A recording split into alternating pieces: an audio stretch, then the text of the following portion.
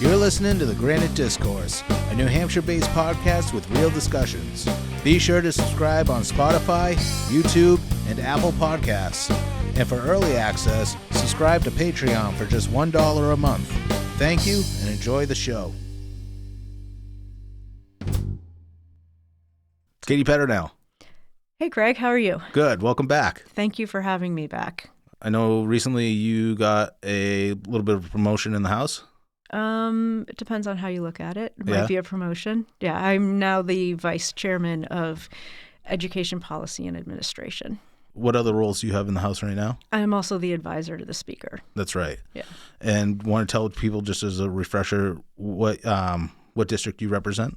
I represent Carroll District 6, which are the towns of Wolfboro and Tuftonboro. Okay. What's new?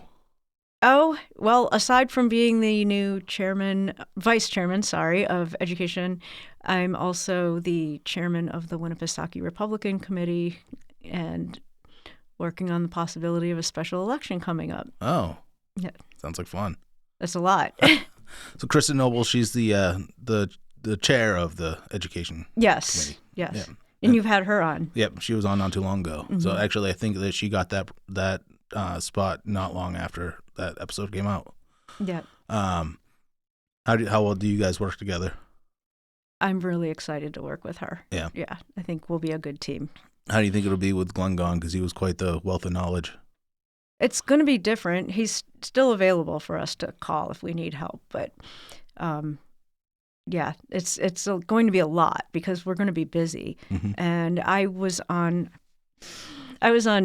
judiciary, and so I'm going to have to step back into the role of education and catch back up on all of the issues that they've been dealing with on that committee. Mm-hmm. So, because we see them on the House floor, but we're not actively involved if we're not on that committee. Yeah. So right now, I think the House has more bills than it did last year, right? Yes, we're up to 1,400 that last I heard. Yeah. Hopefully we can whittle that down a little bit. How much of that have you worked on? The 1,400 bills? We haven't even started yet. No? No, they're just...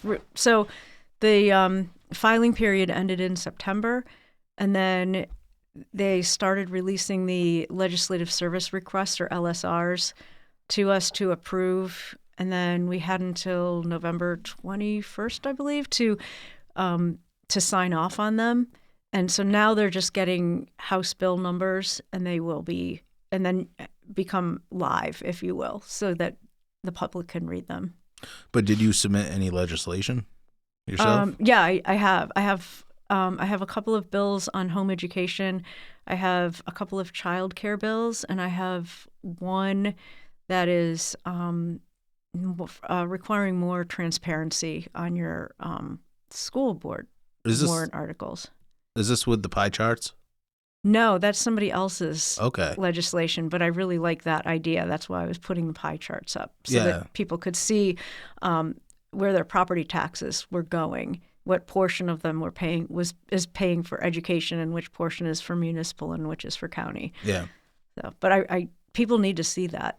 Yeah, because I see on the community groups every time somebody starts talking about taxes, there's a lot of people always having to correct them on the fact that the majority of our taxes are going to education.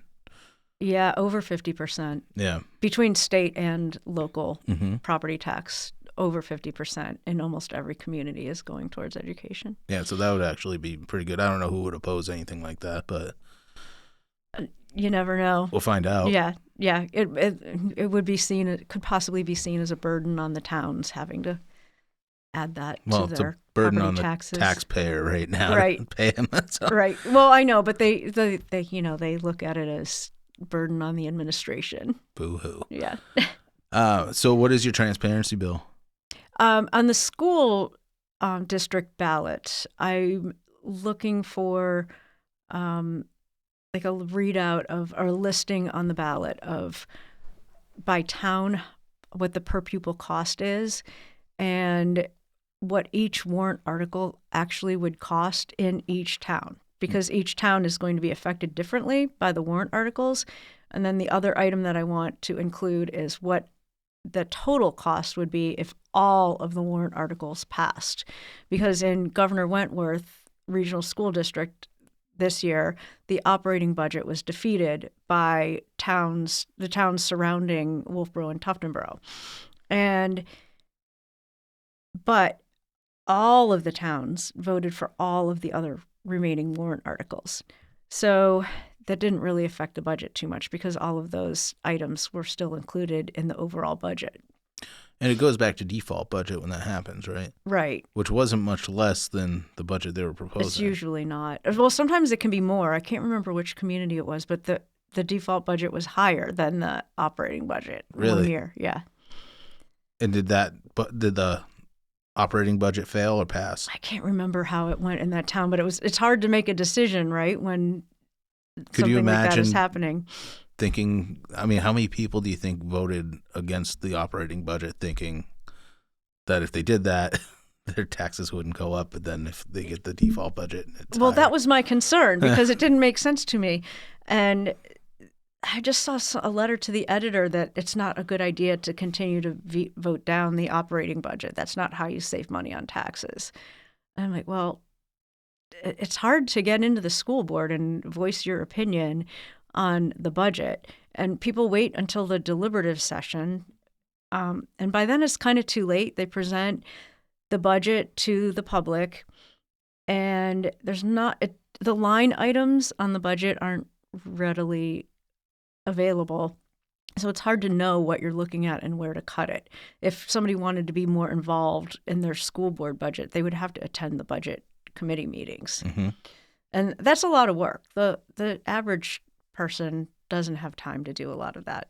I mean, they're available online Yeah, they are. But it takes some really motivated to watch individual. Them. It's a very boring thing Yeah, to watch. I can't tell you how many times I have to tell people where to find the school board meetings on the district website. They're like, it's a mystery, even though it's listed, Mm-hmm. and it's not hard to find. People just don't think about where to go to get that information. Yeah. I don't know if they have a YouTube channel that people could subscribe to, kind of like the House does. Oh, they do. Do they? Yeah. But again, it's just a matter of being motivated. It's unusual to find people who actually listen to House sessions and things like that. So some people are more motivated to listen in their community. Yeah. But again, you have to want to listen to it. It's not the most exciting. I think they should put it in podcast form where you can download it off, like the audio. Like, I don't have time to sit there and watch YouTube for 8 hours while you guys fight all day. I can listen to it, though, if I'm driving around. So that's why I think they should just take the audio and put it on Spotify. I did take Apple. your recommendation to the State House, so hopefully you'll be seeing that. Oh, good. Yeah. Because it's not that hard. No. If you can set it up, it's easy. Yeah. Actually, this was funny because I was having that conversation and the speaker was there, and he said, "Who listens to that stuff? Who has time? Who has an attention span that long?" I said, "You would be surprised." There's quite a bit of views on there when you go on the YouTube channel, and you can see them. Yeah, people pay attention. Yeah. Every now and then I get a text from somebody in the community, and I'm like, "Oh, you're watching." That's funny. Yeah. So what else do you have coming up with your education bills? My own personal bills or Yeah. in general? So the home education bills are a response to what I've been seeing going on in the community. There's quite a backlash among a particular group of home educators who are adamantly opposed to the education freedom accounts. And what they see is mission creep and an erosion of their liberties as home educators. And I've submitted a bill, three bills in response to that.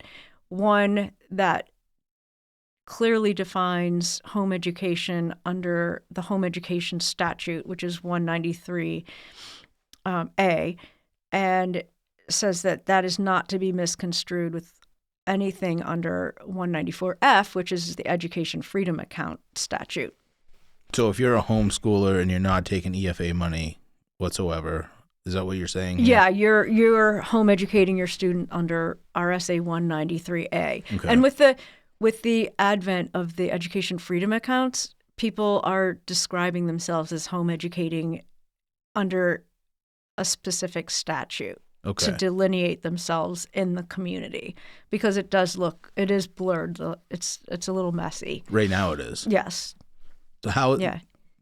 Can you elaborate on that a little bit more? Well, because under the 194F, the Education Freedom Account statute, people can utilize the accounts, the grants, in a variety of ways.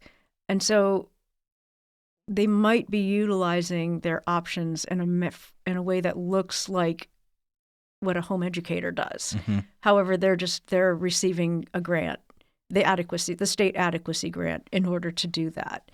And the 193A home educators, some of them don't like the Education Freedom Account recipients who look like they're home educating, because they're just worried about how, when they mingle together as groups, what might happen, what the government requirements might be or might become on the 193A home educators. So, for example, we have had legislation requiring background checks on every Education Freedom Account recipient, and that legislation included home educators under 193A. So, of course, there was a lot of backlash, because why would you need a background check to homeschool your own kids? Who presented that bill? Can't remember, but it was a Democrat. That's what I figured. Yeah. Okay. Yeah. So they're worried about being like under assault for just being home educators, and Exactly. it seems like the party that does not like the EFAs and probably home education in general will use it to pretty much attack them. Right. And so my goal as a former home educator is to delineate true home education as far as possible from the families who are utilizing the Education Freedom Account, at least in statute. In the community, it's going to be a challenge to sort that out, how they work with it. Change is hard. Are the people in the home education community being very receptive about what you're trying to do? We're getting some backlash. So Representative Noble has submitted a bill that would make home education more free in the state of New Hampshire. And what's happened with the legislation, some of the legislation that we've presented, is that we didn't have a lot of time to get it ready. We were trying to respond to the needs in the community, and we didn't have a lot of time to work with organizations and individuals. So the bills came out of the Office of Legislative Services in need of some amending. And one of the things I've just started saying is, like, these bills are all placeholders, because we never know what a bill is going to look like when it comes out onto the governor's desk, or when because there's a lot of amending and changing that occurs along the way.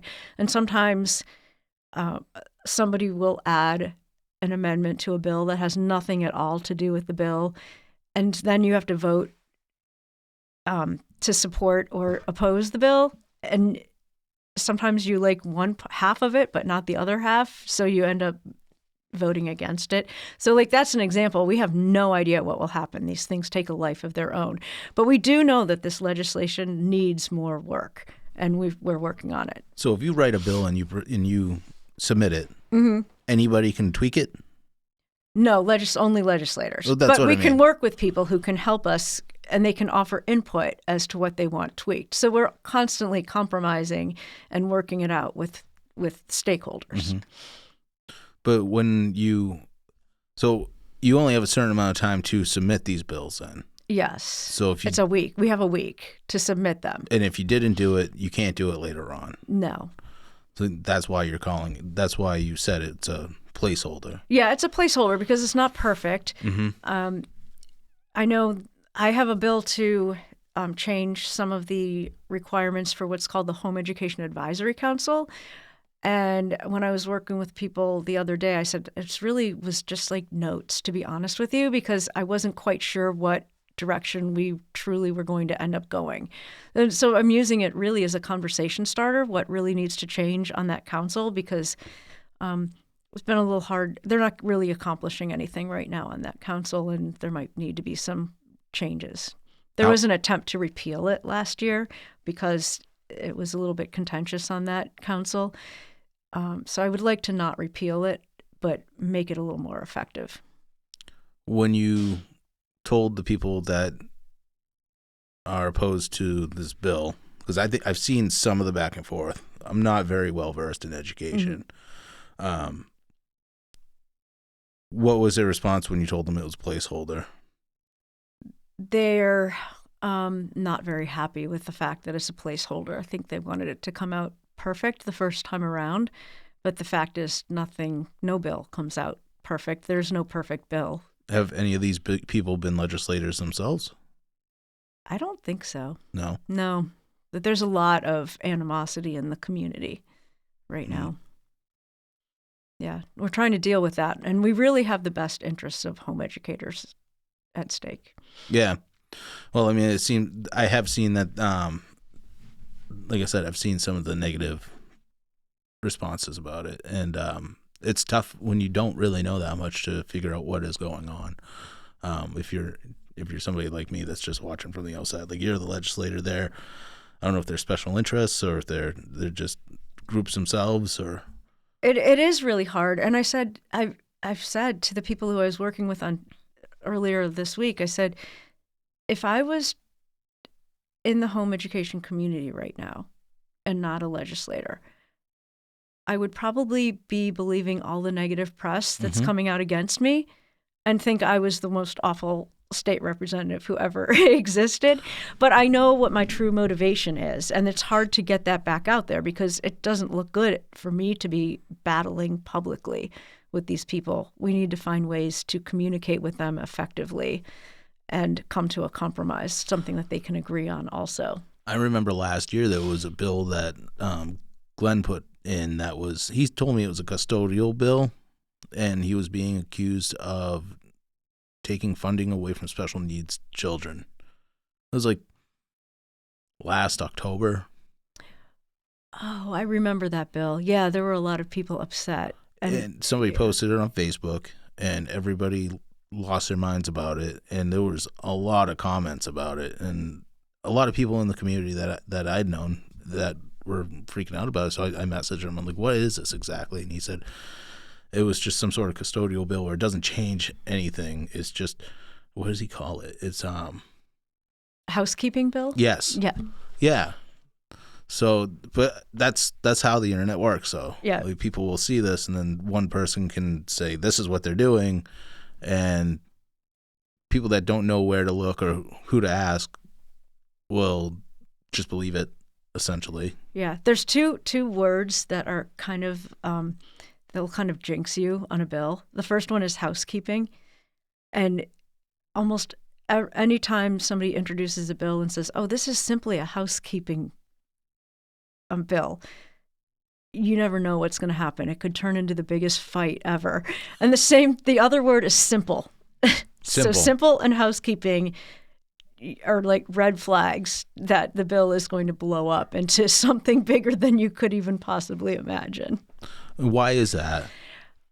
Because nothing is really simple. And what might seem simple to you may not seem simple to somebody else. So unless you've war-gamed out all the possibilities, all of the pluses and minuses, who's going to support it, who's going to oppose it, you never know what kind of a landmine you're walking into unless you've done all of that homework. And it's hard to do all of that homework, and everybody has this great idea, and they end up rushed at the last minute to submit legislation, and then it's often just a big mess. When do you find out when that happens? Is it usually like you're getting ready to go to the State House and your phone blew up?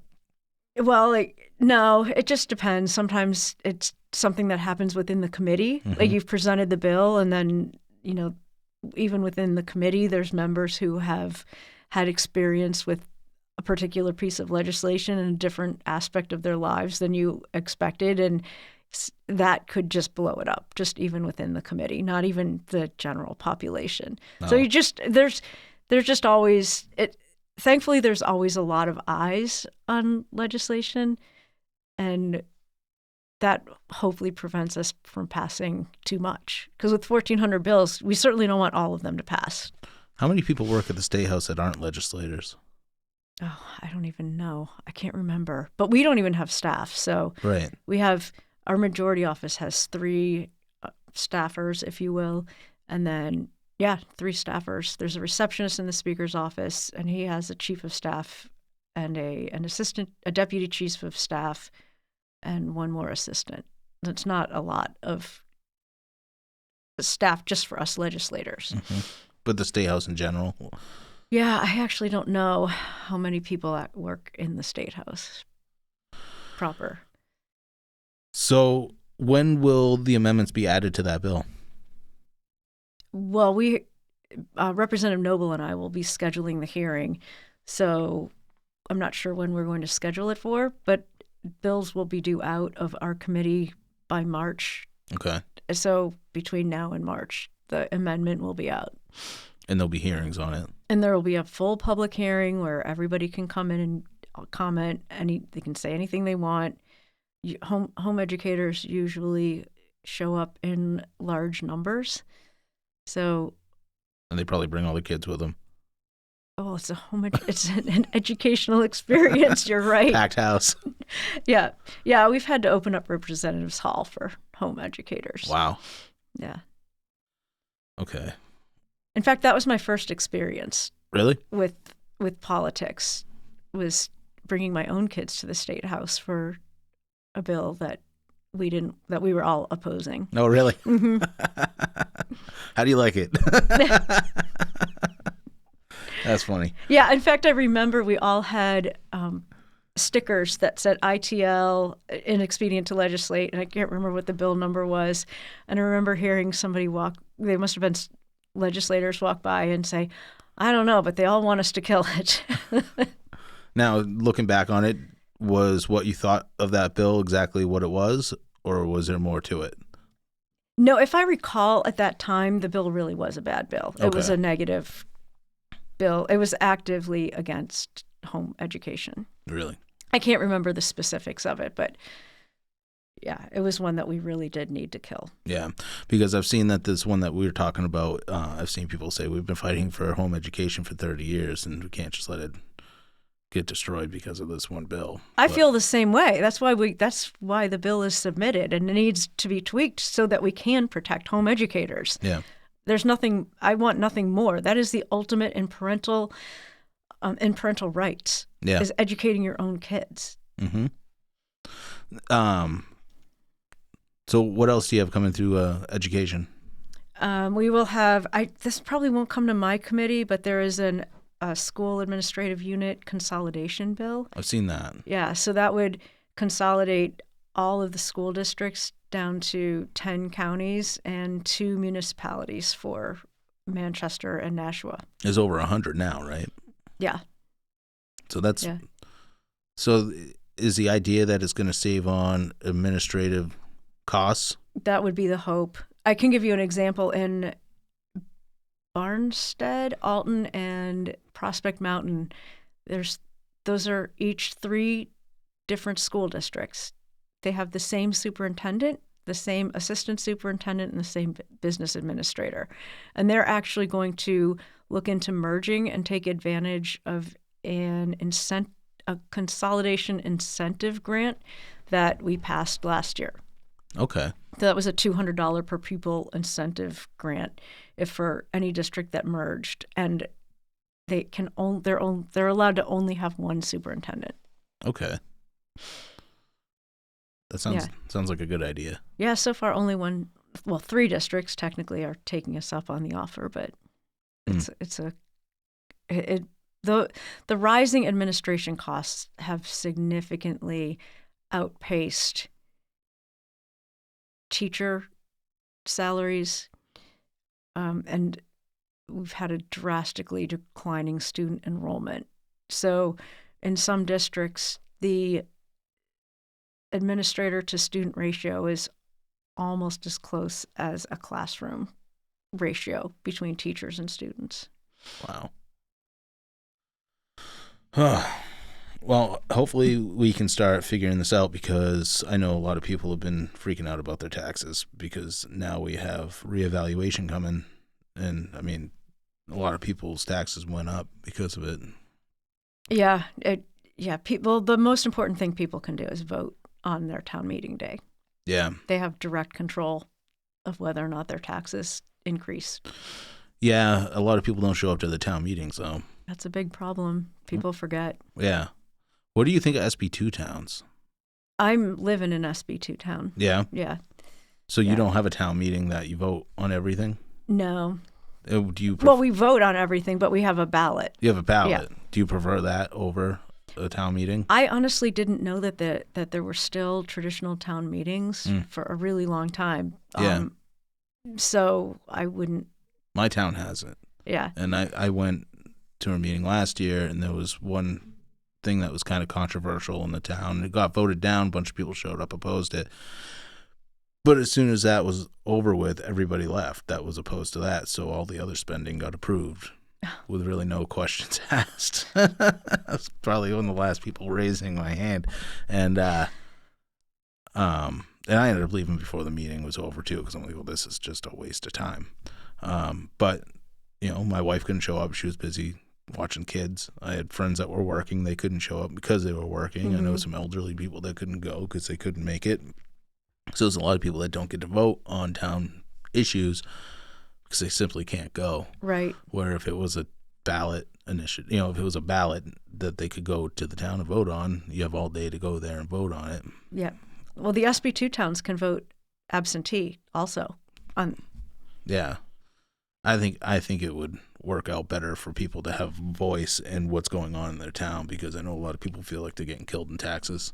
Yeah. And that it just keeps increasing. Yeah. By the same token, our ballot is really long, and there's a lot of complicated technical warrant articles, and I don't know how to tone that down a little bit for the general public. But I was meeting with a group of ladies last week, and they said, we need to have like a class before we go vote, because it is so complicated. And that's one of the arguments I've seen against it, and I get that. Mm. But still, you have pros and cons of each of them, so which one is generally overall better?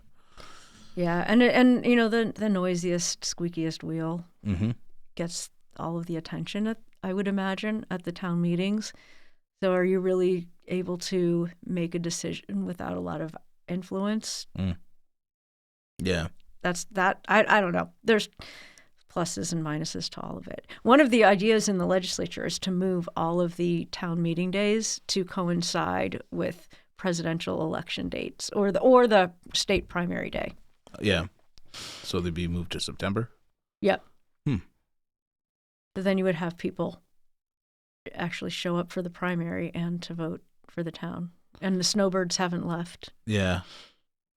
But they fill up the gym pretty good when they already have the people voting to begin with, so I'm not sure how that would work. Having everybody in one spot, like you'd have that meeting and then people voting. I don't know. I don't know how that would work.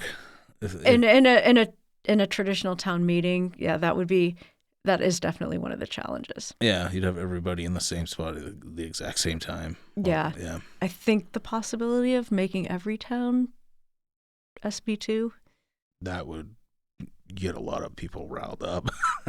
Oh no, I'm just saying that I know. There's just a lot of ideas. I wouldn't mind there. it if my town was an SB2 town, but I know there's a lot of people in town.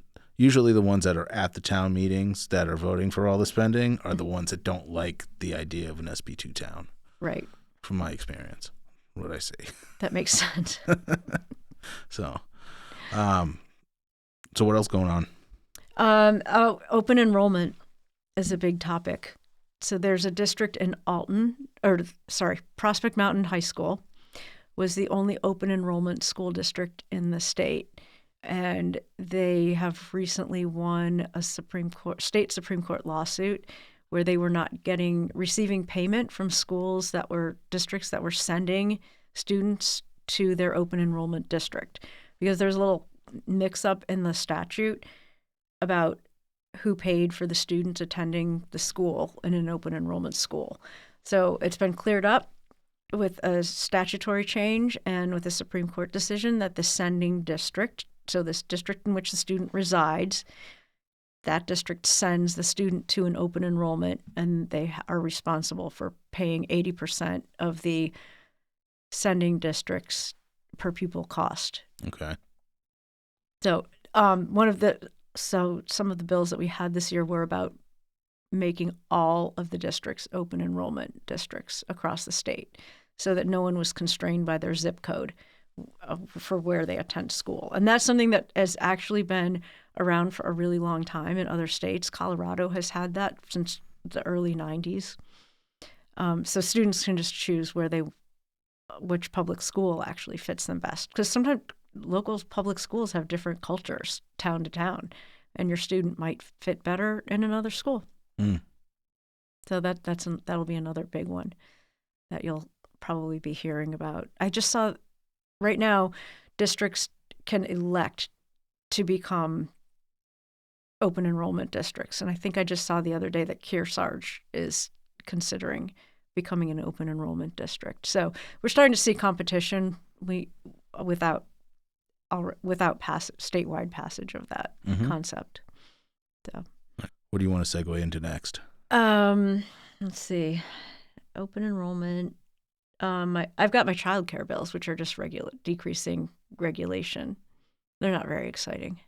Child care bills? Yeah, they're just decreasing some of the regulation. What kind of regulation? One is, it's a really simple one. So right now, the child care provider, there's a child care scholarship that families can apply for. And that's a little controversial among Republican circles, because paying for child care is generally Republicans don't want to have that.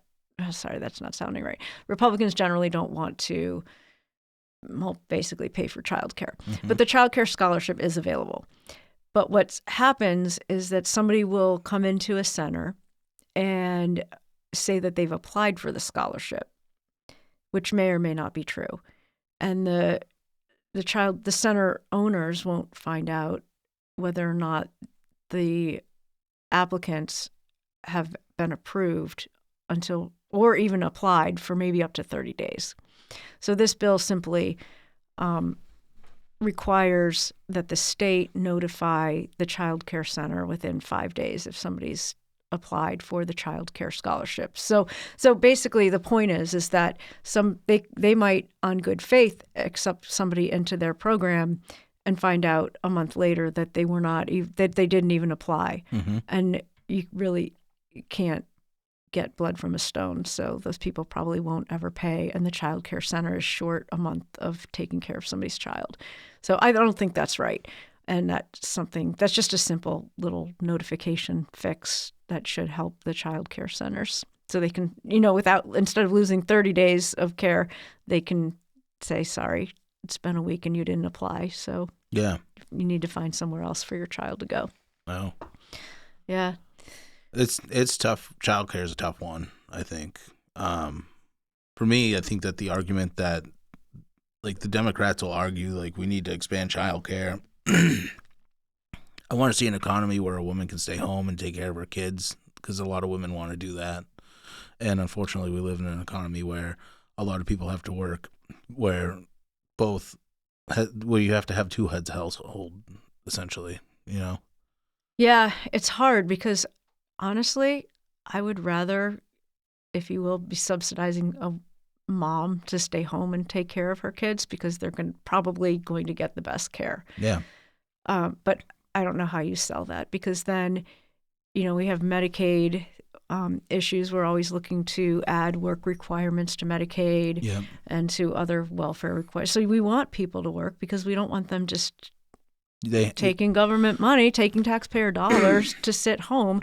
Yeah. But, if you're really being a good mom, you're not just sitting around at home. Right. So it's a toss. It's hard because you also don't want the state taking care of all of the children, which is where the child care subsidies go. Yeah. I mean, the idea of somebody having, like, I remember when my daughter was 6 weeks old and we were starting to think about child care.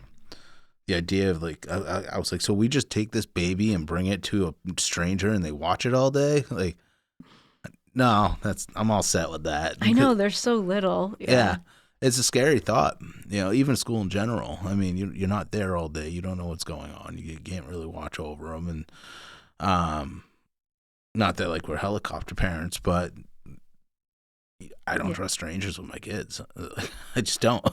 Yeah, it's hard. And it's interesting because people sometimes don't consider child care providers to be strangers. A friend of mine was telling me a story. Her neighbor was going to be having a baby, and she said, oh, well, if you have to go in the hospital, I live right across the street. I can take care of your son. And they said, oh, well, we really haven't left him with anybody. Mm-hmm. I said, but didn't you just tell me that this child goes to daycare? And she said, yeah, apparently that doesn't count. I said, it was like an interesting concept. They were going to wait for her parents to arrive. Yeah. Well, babies, you can't predict when they're really going to arrive. So the parents who are 2 hours away might not get there in time.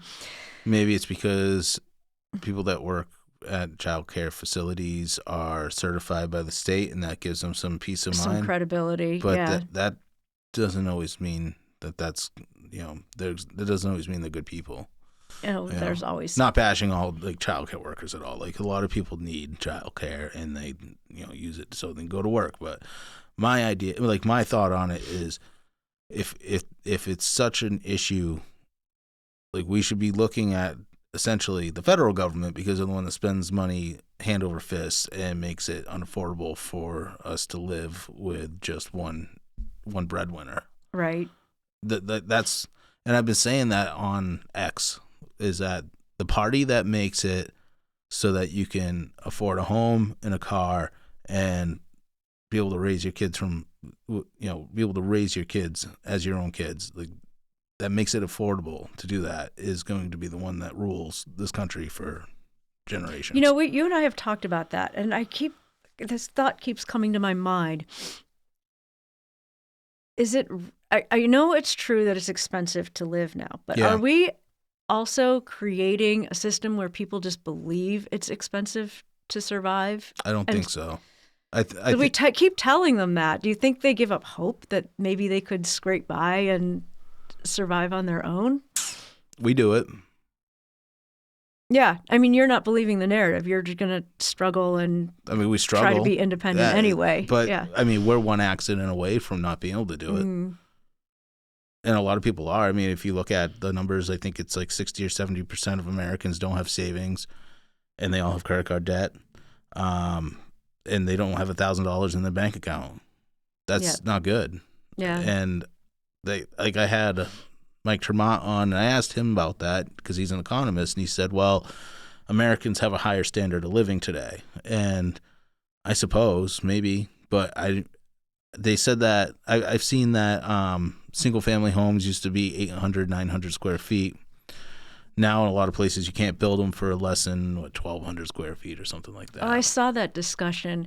My daughter lived in one of those, like, cookie-cutter post-World War II subdivisions, and I kept thinking, I've heard stories about people raising 6 kids in homes this size. I don't know how they did it. My grandfather came from a family of 13 siblings, and they had I think a 3-bedroom cape.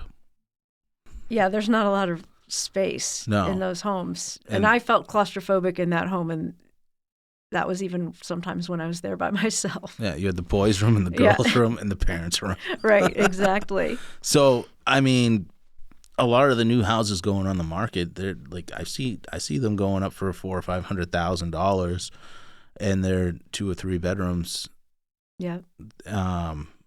Not a lot of land with them, and that $400,000 or $500,000, you're looking at like $4,000 or $5,000 a month. That's a lot of money. It is a lot of money. Yeah. And wages haven't really increased that much. I don't think. I think that some trades have, but not so. I mean, you used to be able to work at Walmart before COVID, we were at $20 trillion before COVID. We're at $38 trillion now.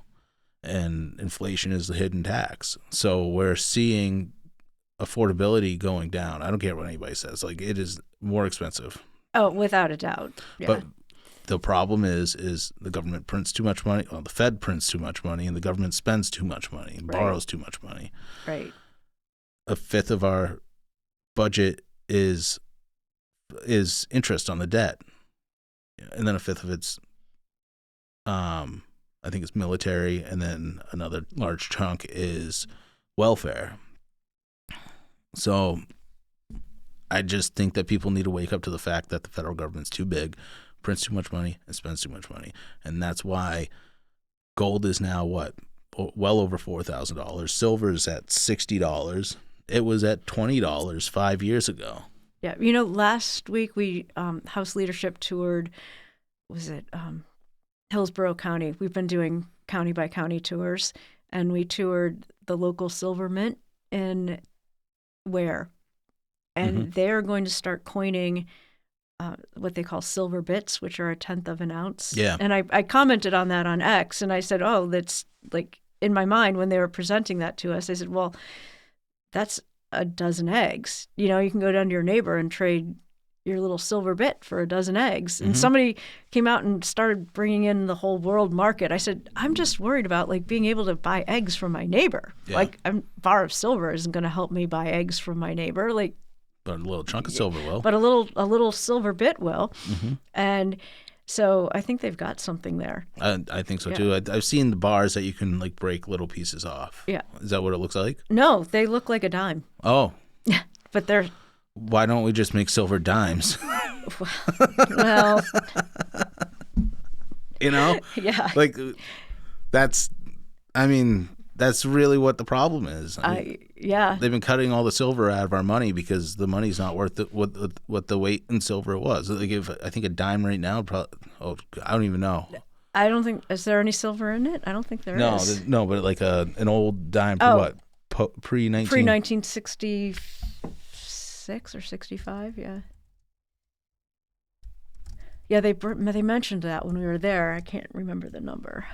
It's 2.5 grams. So silver's $30 an ounce. A dime is roughly worth $2.17. So you're looking at what, $4.30?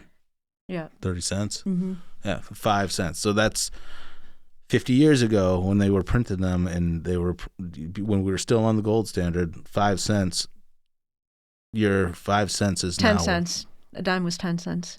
10 cents. Yeah. So we don't even use them anymore. They stopped printing the penny. I know. Yeah. Yeah. Because pennies are worthless. Yeah. So that's the problem, I think. So yes, I do think it's more unaffordable now than it used to be. No, it definitely is. But I just worry that we're just telling people that it's unaffordable, and then they're just stop trying to make ends meet, if you will. Well, you can't stop trying to make ends meet. We're not the government. The government government has stopped trying to make ends meet, and that's why we're here. Yeah.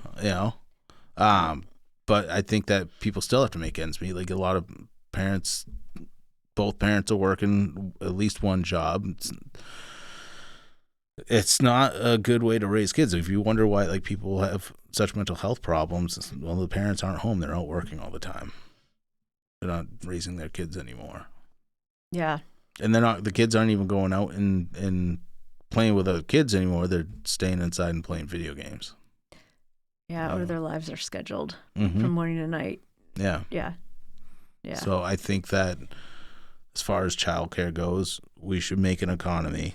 We should be working towards an economy where both parents aren't working to the point where there's no presence at home. Yeah, the parents need to be more if you're available for their kids. Getting up in the morning and you bring your kid to childcare, and that's when they're 5 and under. Where's that connection with like the mother? They say that that's the most important time between the moment of birth to 5 years. Like, that's the most important developmental time. Yeah, it's hard, but by the same token, we have a lot more single parents. That's true. We have, I think I just looked up the town of Wolfboro. We have about 35% of the students are from, is just the mom. That's a lot. How many are from just a dad? That was around 2%. Really? Yeah, it was pretty low. Yep.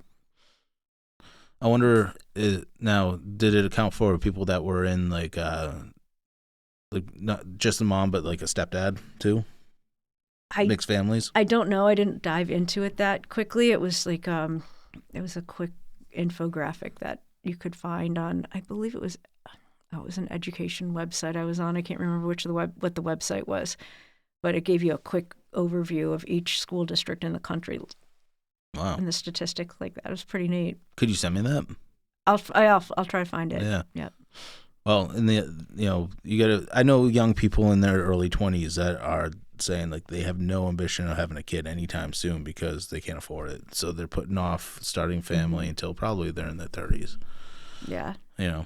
Yeah, when they have less energy to. I know. Take care Trust of me, them. I know. Yeah, because we have 2 little ones, and it's like having gremlins in the house. Yeah, it's a lot. Yeah, and I'm old now, so it's. You're not old. It feels it. So, yeah. Yeah, they're fun. But a lot of people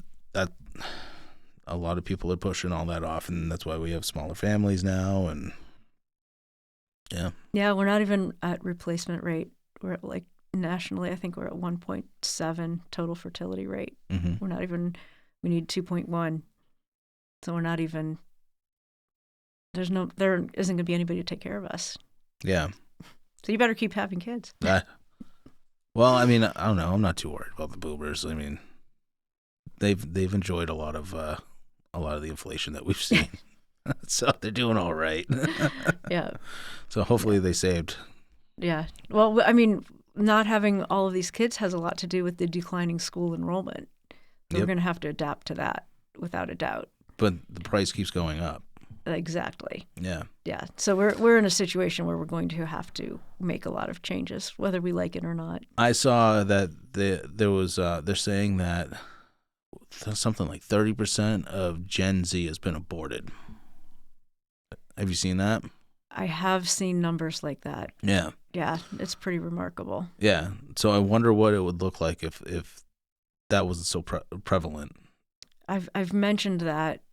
And it's hard to correlate that, but and we don't collect abortion statistics in New Hampshire. We did just pass a bill this year, so we can actually start collecting them. What does that look like, collecting the statistics? What kind of statistics? How many abortions per year occur in really? the state? We don't know. We're one of the few states that don't have any of that actual data. But you can kind of guesstimate based on the national numbers. And I've done that, and it actually kind of correlates to the declining student enrollment. Really? Mm-hmm. What's your guesstimation on that? I think it was between 2,000 and 4,000 a year. I haven't looked at it's been a while since I looked at that. Because nationally, I think it's 600,000? Oh, at least. It's 65 million since the beginning of Roe v. Wade, since 1973. That's a lot. Mm-hmm. That's just America, too. That's just the United States. Yeah. Yeah. Yeah. That's a lot. That's a lot of people who've been touched by abortion, too. Yeah. When you think about it, that's so you can double that number for every man and woman involved. And then not to mention grandparents, siblings, all of that. Yeah. It's a lot of people who've been affected by it one way or another. That's a lot of families that didn't grow. Yeah. You know? Yeah. I know people who've found out they're missing siblings. And they feel bad about their missing siblings. Yeah. Kids always want somebody else. They always want, or I shouldn't say always. Most kids want another sibling. They don't want to be an only child. There was the girl from Stranger Things. Did you see that? She was on one of the late night shows, and she was talking about how her mom having abortion rights is why she's able to be here, because her mom aborted her sibling years prior, and it gave her mom choices, and it's quite the coping mechanism for what it is. Because I was always pretty pro-choice when I was young, because that's just how I was raised. You know, my dad always said, well, I don't have a vagina and I'm not able to pop out a kid, so I have no say in it. And he's right to an extent of that. But what happened was I remember, I think when Obama was running for president, they had the discussion about Planned Parenthood and whether or not people supported Planned Parenthood. And my thoughts on Planned Parenthood was, well, that's where you go to plan to have kids. Like, that's what I thought it was. Sounds like. That's what it sounds like. So I took it for face value, and then I looked it up, and I found out that it was about abortion. And then when I really looked into what an abortion was, and that's when they used to be able to go on YouTube, and you could actually watch an actual abortion video, like the ones that I don't know if there's been legislation or to try and get people to see that or not, but just the kind of things that people that are pro-choice don't want people that are on the fence about it to see, because it changed my mind about it. Like, when you watch what happens to a fetus, a baby, it's pretty horrific. It's not just a clump of cells that's getting removed. It's an actual. Yeah, that's one of the problems with it, is that it sounds like such a magic wand. It's a dehumanization tactic, I think. It is a dehumanization tactic, but if the less you know about how the procedure actually takes place, the easier it is to just imagine that it just goes away, and that nothing has happened. And now we have the abortion pill, which is becoming more and more popular. And even in the red states where there have been abortion bans, people can mail order the abortion pills. And what people don't know about that is that it's a 2-stage process. So the first pill is mifepristone, and that inhibits the progesterone, which builds up the lining of the woman's uterus and helps keep a healthy pregnancy. So women who have infertility issues, who like miscarry a lot, sometimes progesterone will be prescribed in order to maintain the pregnancy. So with mifepristone, they take the pill and it inhibits the progesterone. So it starts shedding the lining of the uterus, which basically starves the fetus. And then I don't quote me, I think it's 24 to 48 hours later, they take a second pill, which is called misoprostol. And that pill actually induces labor. And women are often sent home with no basically care, and they're told things like, don't look when you flush. So they are laboring at home, expelling the fetus. And I've seen a lot of stories about women who panic because they see the byproduct of that and they don't know what to do with it. One of my theories is that the abortion pill is going to start turning the tide on abortion, because with a surgical abortion, it's dehumanized, like you said. And a woman can go in and come out, and you haven't seen anything. You haven't seen any of the procedure. It's all clean. There's no blood. It's done. But when you have to take a pill and start starving your fetus, the fetus that's growing inside you, and then wait 24 to 48 hours for something to start happening, you have time to think about what you've just done. Mm-hmm. The woman has time to think about what she's just done. And I think that closeness to what occurs in that situation is, I hope that starts turning the tide, and that women start talking to each other and discussing what they've actually experienced and what has happened. Yeah. And I actually spoke with somebody. I was at the Options. There's a pregnancy care center down in Rochester. and they have an annual fundraising banquet. And I went, and they had a speaker.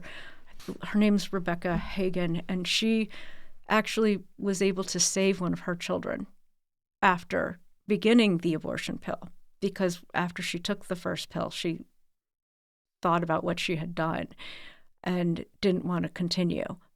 And that's one of the fears that the abortion providers have, is that women will change their minds, and they don't want people to know about the abortion pill reversal process, which is actually taking progesterone to stop the process. And usually a physician prescribes it, and they follow up with ultrasounds, and it's actually really safe, but the claim is that it's an off-label use of the hormone progesterone. So anyway, this woman was able to she has a 10-year-old now. How was she able to save her? By taking the progesterone before taking the misoprostol. So there's a certain period of time where you might be able to salvage the pregnancy. Wow. Yeah, it's pretty amazing.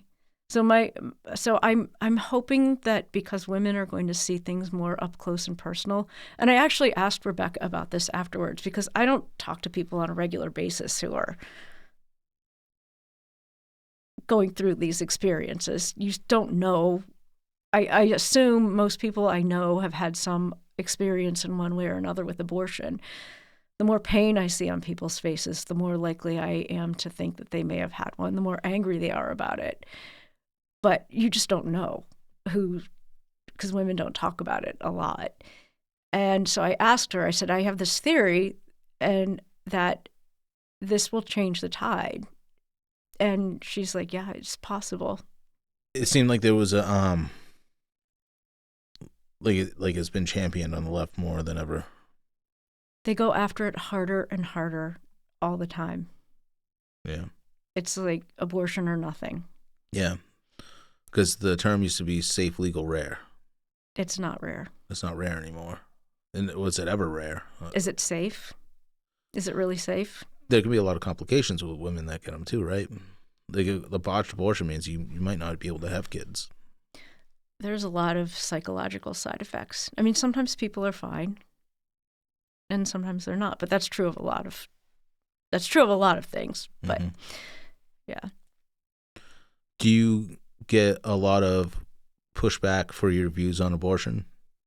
I'm the number one target for Planned Parenthood and an organization called Kent Street Coalition for the upcoming 2026 election. In New Hampshire? Mm-hmm.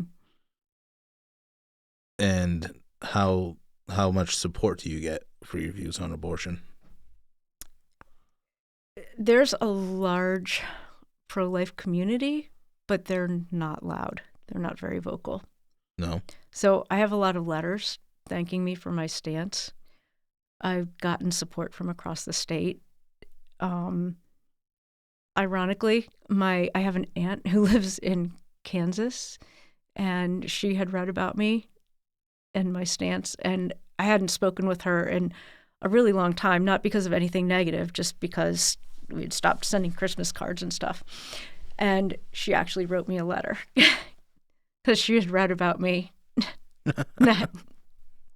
in an organization called the Catholic Vote. She had read about a bill that I had sponsored. Okay. Yeah. I thought that was pretty amazing. What is your do you think that there should be any how much regulation should there be on it? Like some states have 12 weeks, some states ours is 6 months. What is your ideal stance? Well, really, in a perfect world, a woman shouldn't have to make a choice like that. We don't live in a perfect world. And I think it's almost impossible to legislate what looks best, because the 6 months is actually abhorrent. I mean, babies can survive at 24 weeks, which is 6 months. So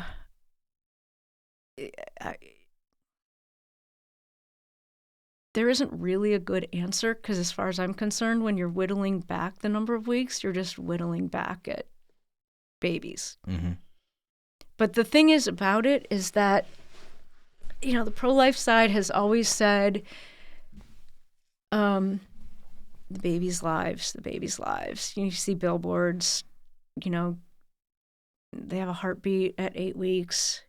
They have fingers, toes, so early on in the pregnancy.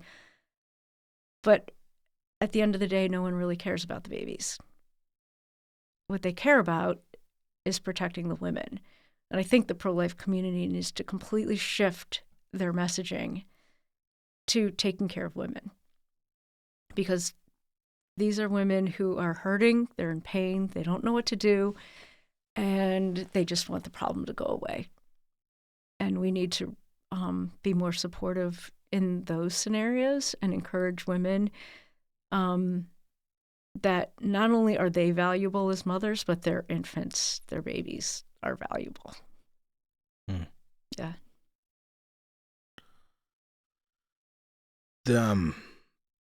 It's crazy when you think about what you just told me with that abortion pill, that aborting a fetus and then they have induced labor. They just tell them to flush, don't look and flush. That's what I've heard.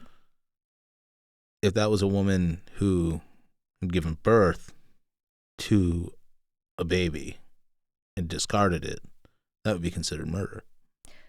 And you know what? You're absolutely right. And you hear those stories all the time about these horrible women who've thrown their babies into the dumpster.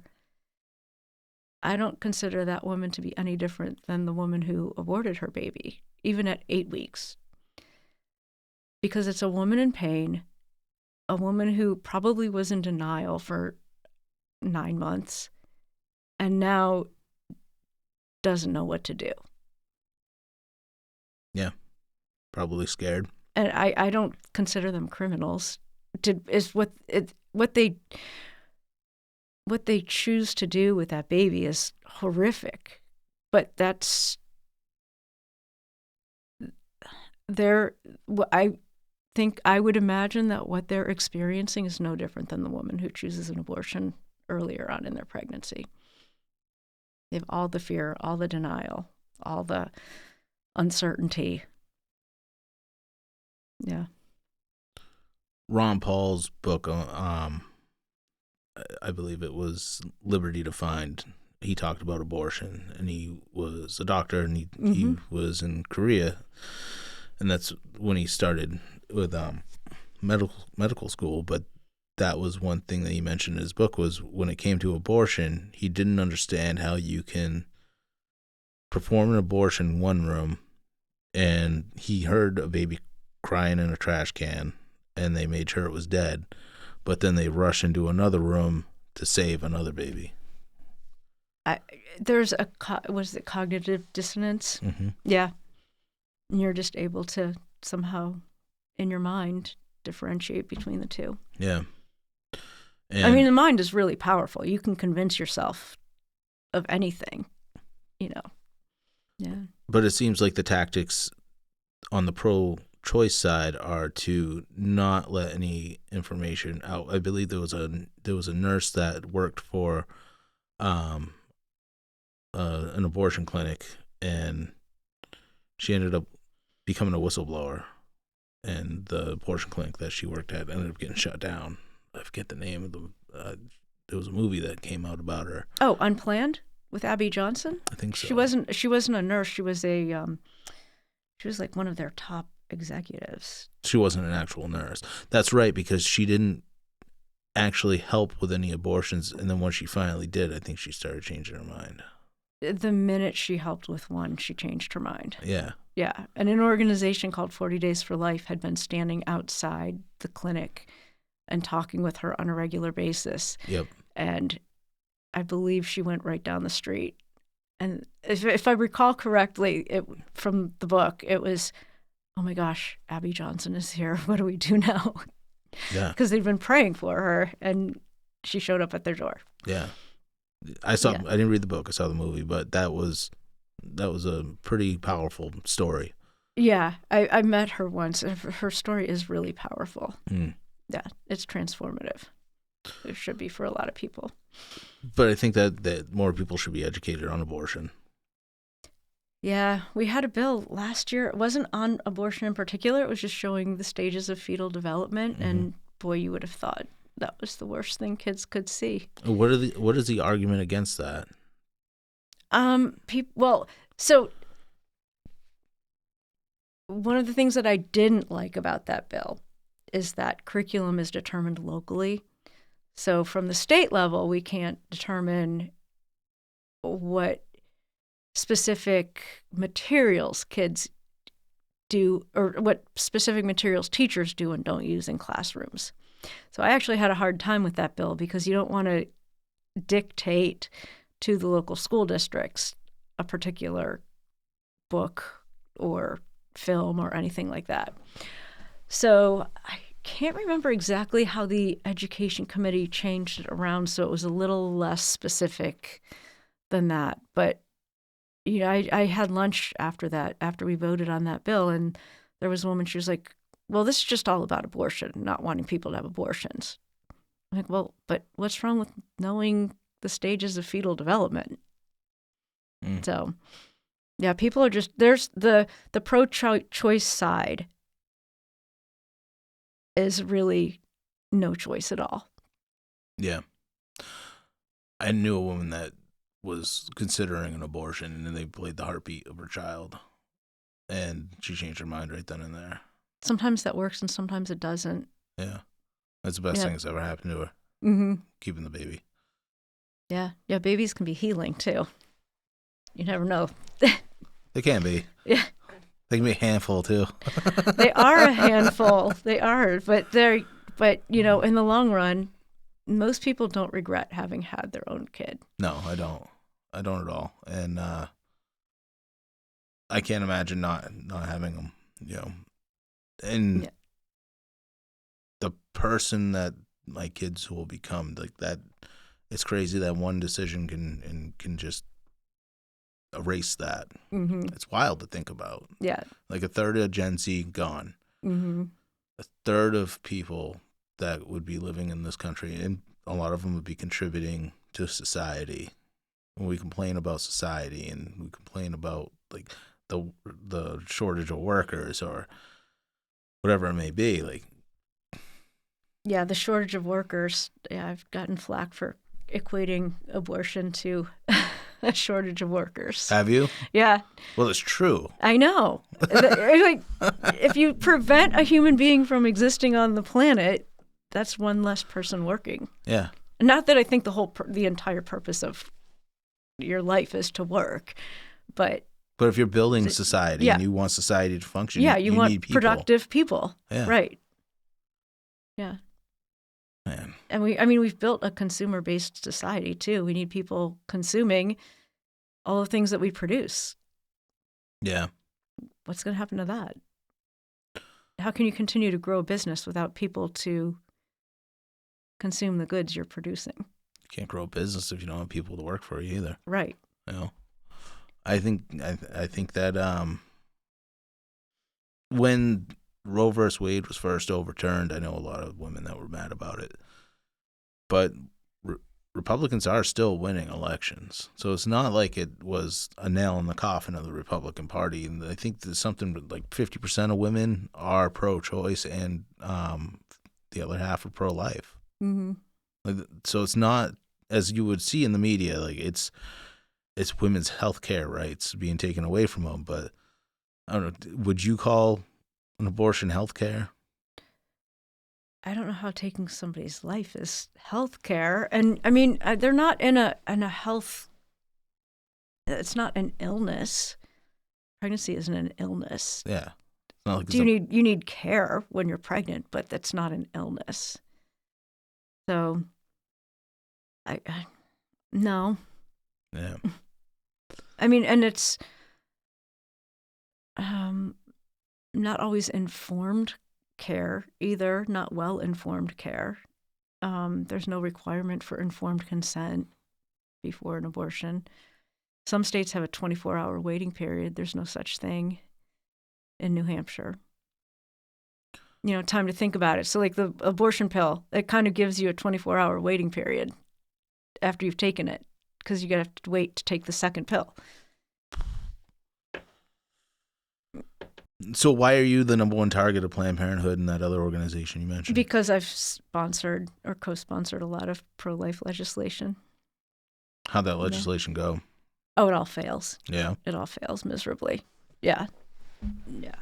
It's not a popular concept. There was one bill that was a 15-day bill. It just took our current statute and crossed off 24 weeks and inserted 15 days. And that was one, like, people were really distraught about it because they wanted to vote for it on principle. And I looked at the bill and I said, well, it doesn't even make sense with the requirements at 15 days. I said, this bill is not, we can't pass it. We can't vote for it, even if you're pro-life. So that was one example that caused a lot of stress among pro-life legislators. Can you even tell if you're pregnant after 15 days? No, not really. Yes. I mean, you can do a pregnancy test early on, but you wouldn't necessarily even consider it that you were pregnant unless you were, Mm-hmm. unless you were, yeah, unless you went and grabbed a test early, yeah. A lot of and there was an ultrasound requirement at 15 days in the law, because it was just the current 24. You don't even get an ultrasound until the first 3 months, right? You're right. Yeah. They can do them earlier. They just don't. That's, for some reason, that's the standard of care. But that wasn't your legislation, obviously. No, I didn't submit that.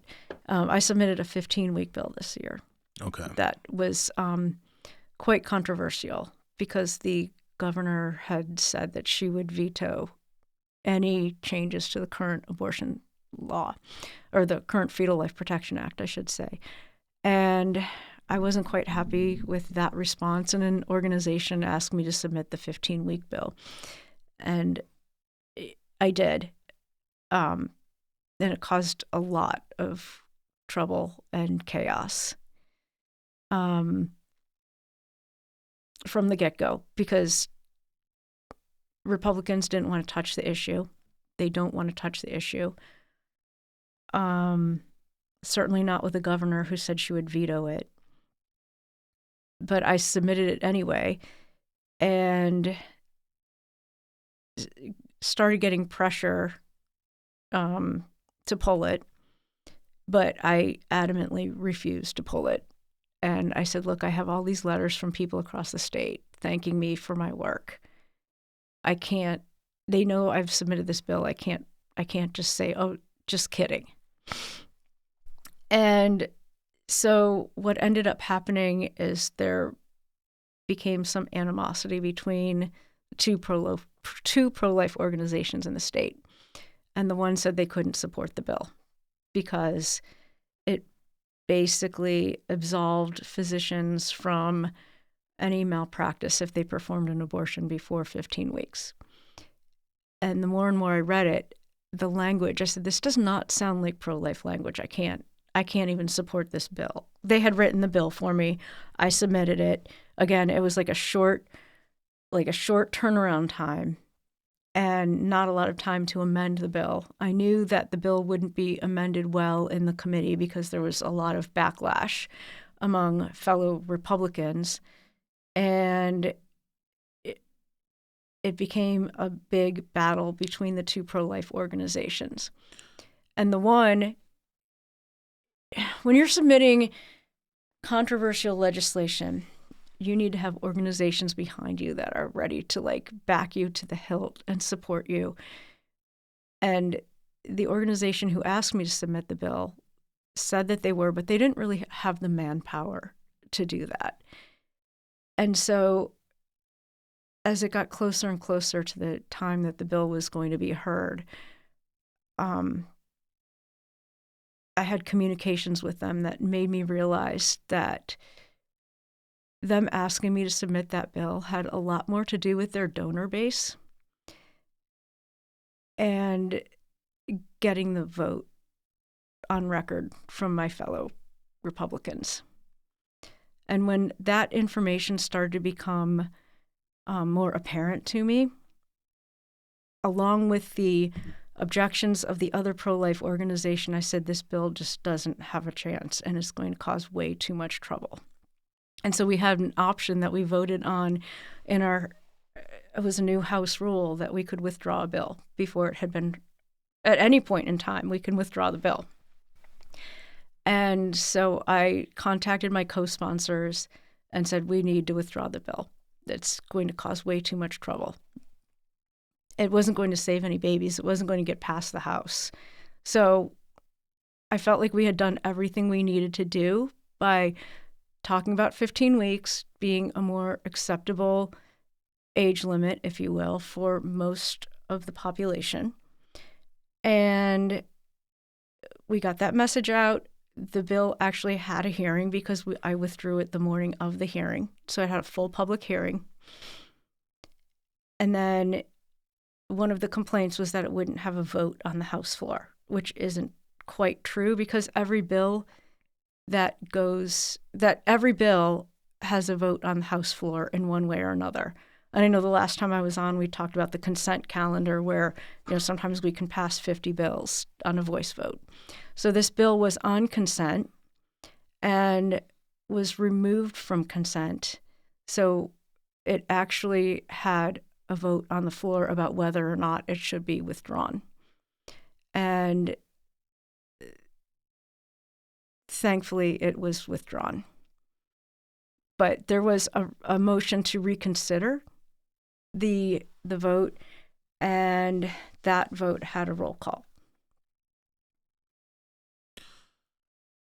But only 29 or 30 people voted to reconsider, which would mean that you would take it back up again and it couldn't be withdrawn.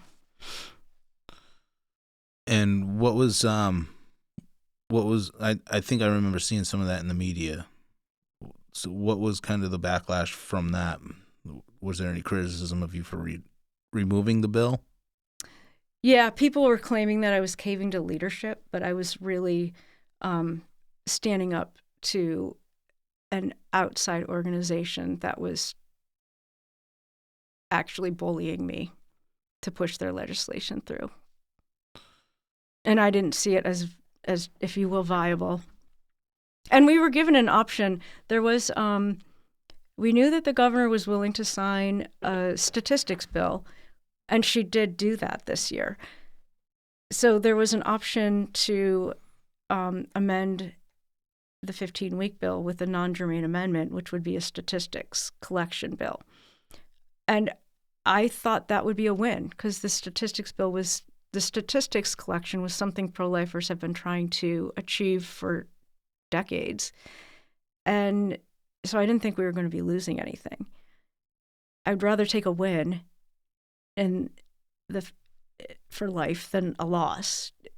And so I was being attacked for the non-germane amendment. I was surprised when I learned that New Hampshire had a 6-month abortion ban. We're lucky we have anything at all, because prior to that, there was no law at all restricting abortion.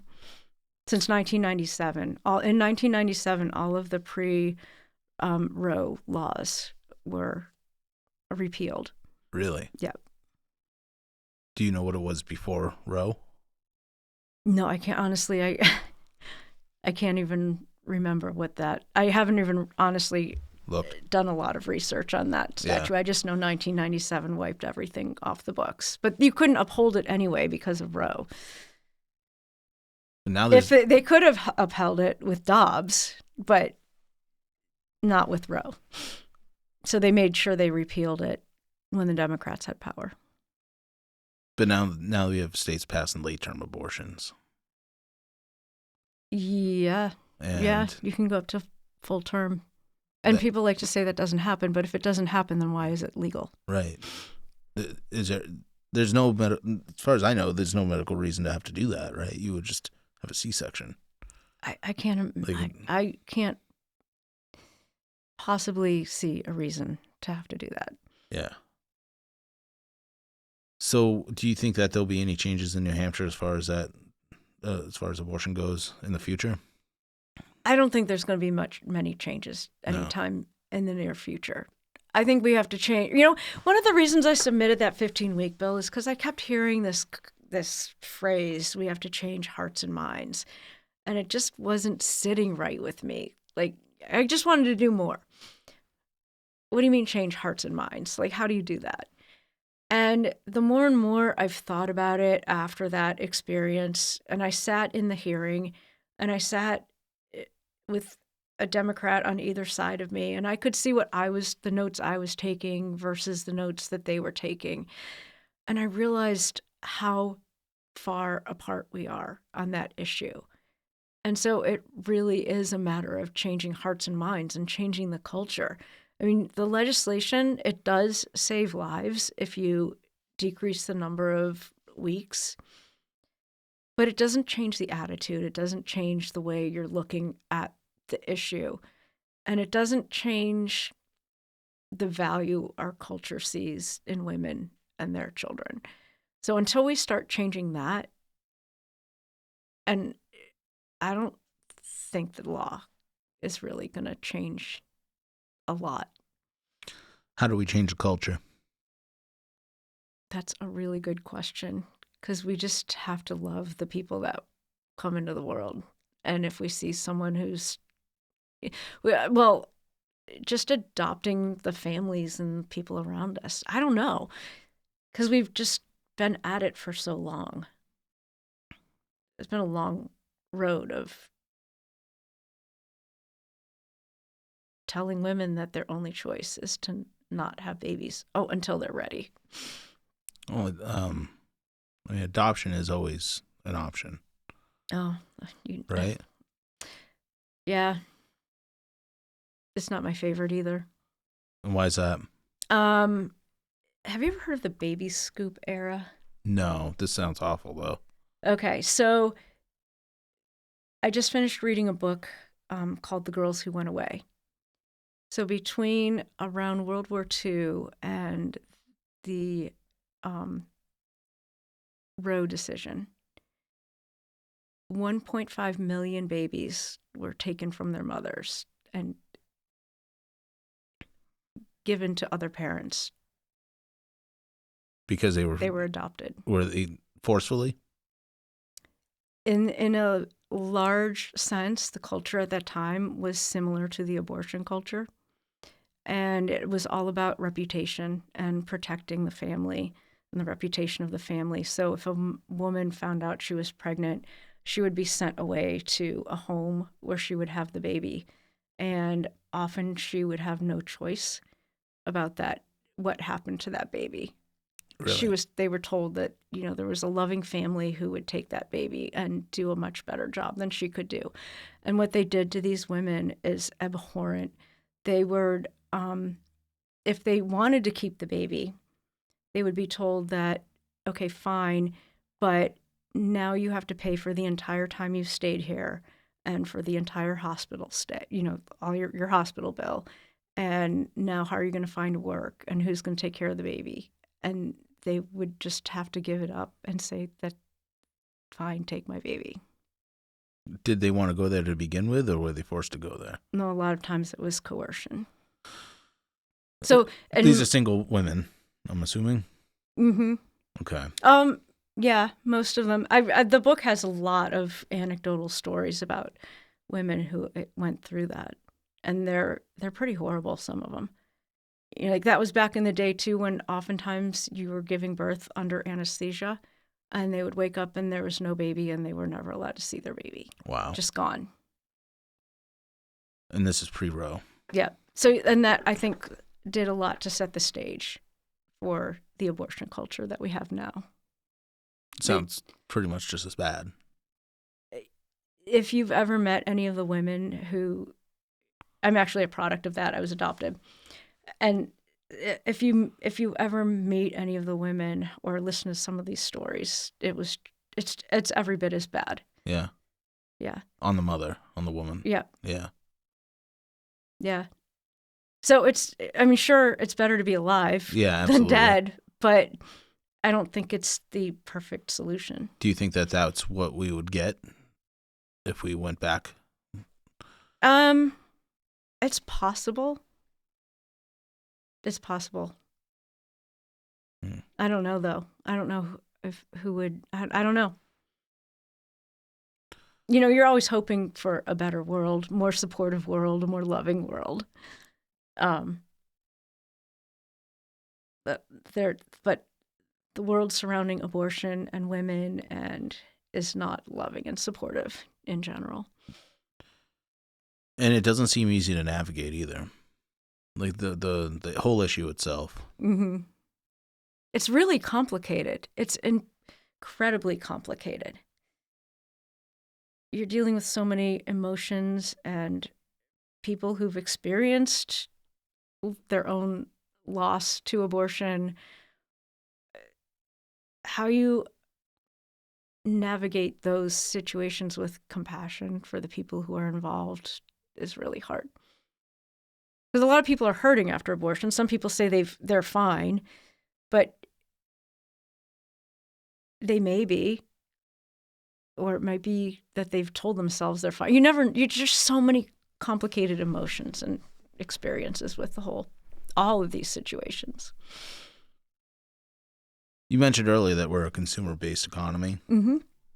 Do you think that we've always been like that, or do you think that we've had, like we were talking about before, with how we're always saying how it's more expensive and it's harder to live, and I mean, I do think that this is probably like one of the easiest times to live. At the same time, Mm-hmm. it's expensive to live. You have to work really hard, and you have to work a lot. But the technology we have today makes life a lot easier. That's definitely true.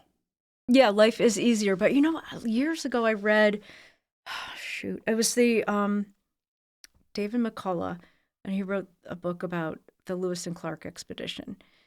And reading that, I realized where our consumer-driven culture really comes from, because as they explored, they just couldn't believe the abundance of our country. Mm-hmm. And they were just like consuming as they were exploring, and it just became apparent. Yeah, I think we've always been a consumer-based culture, but we always have to work hard. Like, the work doesn't go away just because it's easier. Right. We still have to work. Mm-hmm. It's just a different work. It's not as much manual labor, but it's still work. But traditional gender roles in like a family unit have changed in the last 100 years.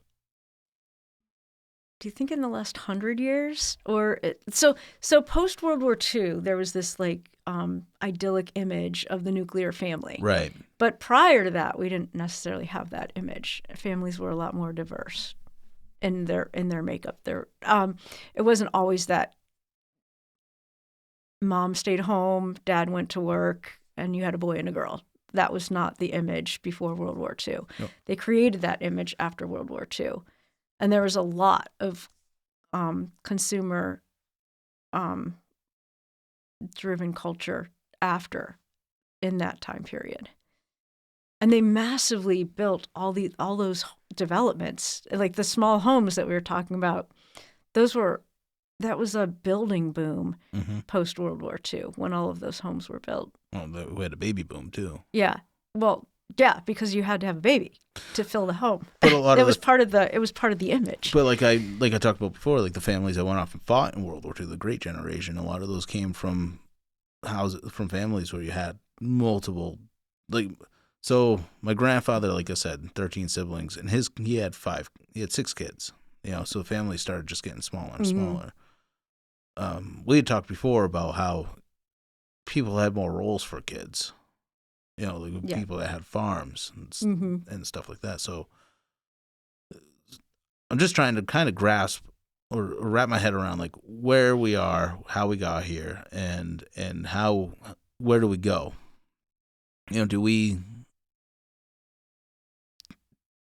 Do we keep going to this world where, when, like, I would say like a leftist Democrat ideal world is like a woman's able to have a kid, government provides as much as she needs, okay? Right? That kid then goes to daycare, the woman goes to work. If she has a husband or a boyfriend that's the father, like he's also going to work. And the kid is essentially raised by the state from the moment it's born all the way up until it's an adult, until that kid can go to work. And it's almost like science fiction coming true, like Yeah. A Brave New World. Yeah. Yeah. Yeah. Aldous Huxley was a eugenicist. Yeah. He wrote that book. And I haven't actually read it because I picked it up within the last couple of years, and it seems so much like what we're living right now. I actually couldn't make my way through it. Yeah. It was too dystopian, too close for comfort. You know, a world where you don't have parents. Yeah. And now there's talk of artificial wombs today. Yeah. His brother worked for the UN. Oh, yeah. Yeah, in I think the 40s. Yeah. But do we want that world, or do we want a world where we actually have family units? We have a nuclear family. But so you're saying that didn't exist before World War II? Like it did. Well, post World the War image II. of the nuclear family didn't exist before World War II. So what was the image? Just families, as far as I know. I don't remember. I haven't actually read about what that image was. I just know that the image was manufactured after World War II. That put a lot of pressure on people too. You know, because you have to look a certain way. You need a certain number of cars. You know, one car in your driveway. People didn't always have cars either. You have to have the cookie cutter house in the suburban neighborhood. But you probably had a manufacturing job that paid for it. Oh, yeah. You know, that you could afford it, and that's yeah. I think that's the big thing here. I mean, right now in our community, I mean, we have construction and service industries. Mm-hmm. You know, we don't have any manufacturing like locally here, really. Right. Well, we have some, but not enough to like employ an entire neighborhood. Right. Well, yeah, those were more suburban centers. Yeah. Yeah. I don't know. I don't know. We can't solve it all in one podcast, Craig. We could try. So what do you have? So what do you have planned as far as these committees that are coming up? Like, how many bills do you think are going to be coming through with the Education Committee? We've got, I think, close to 100 right now. 100 bills. Yeah, and they split the committees into 2 education committees because the workload was so much. Just for this year? Just for this year. And ironically, we have just as many bills. Everyone has an opinion on education. Everyone thinks they can fix it. Everyone thinks they know what kids should learn. It's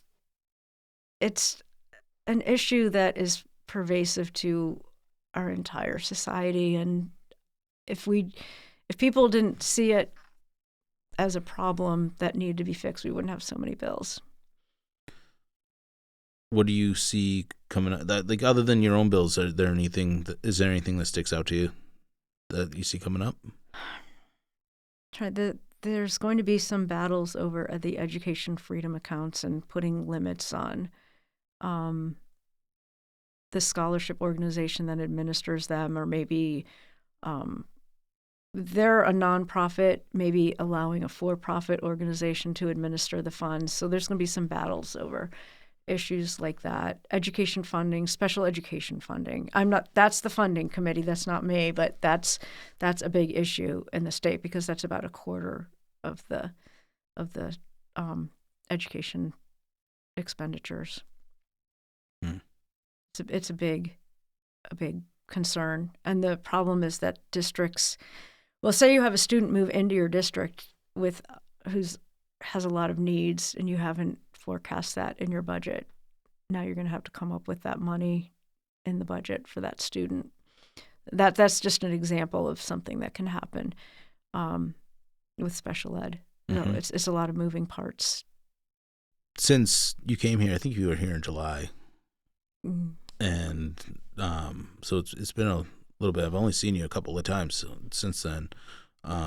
how has the atmosphere been for you down in Concord between like liberals and conservatives, Democrats, Republicans since the assassination of Charlie Kirk? Honestly, it hasn't really changed. When I'm working with my colleagues across the aisle, it hasn't changed. It's not better and it's not worse. I mean, like, I'm friendly enough with the Democrats who are on the Judiciary Committee. I actually sat next to one, Representative Bertrand. He was actually a lot of fun to sit next to. I enjoy when we're human beings at the end of the day. There's been some. We just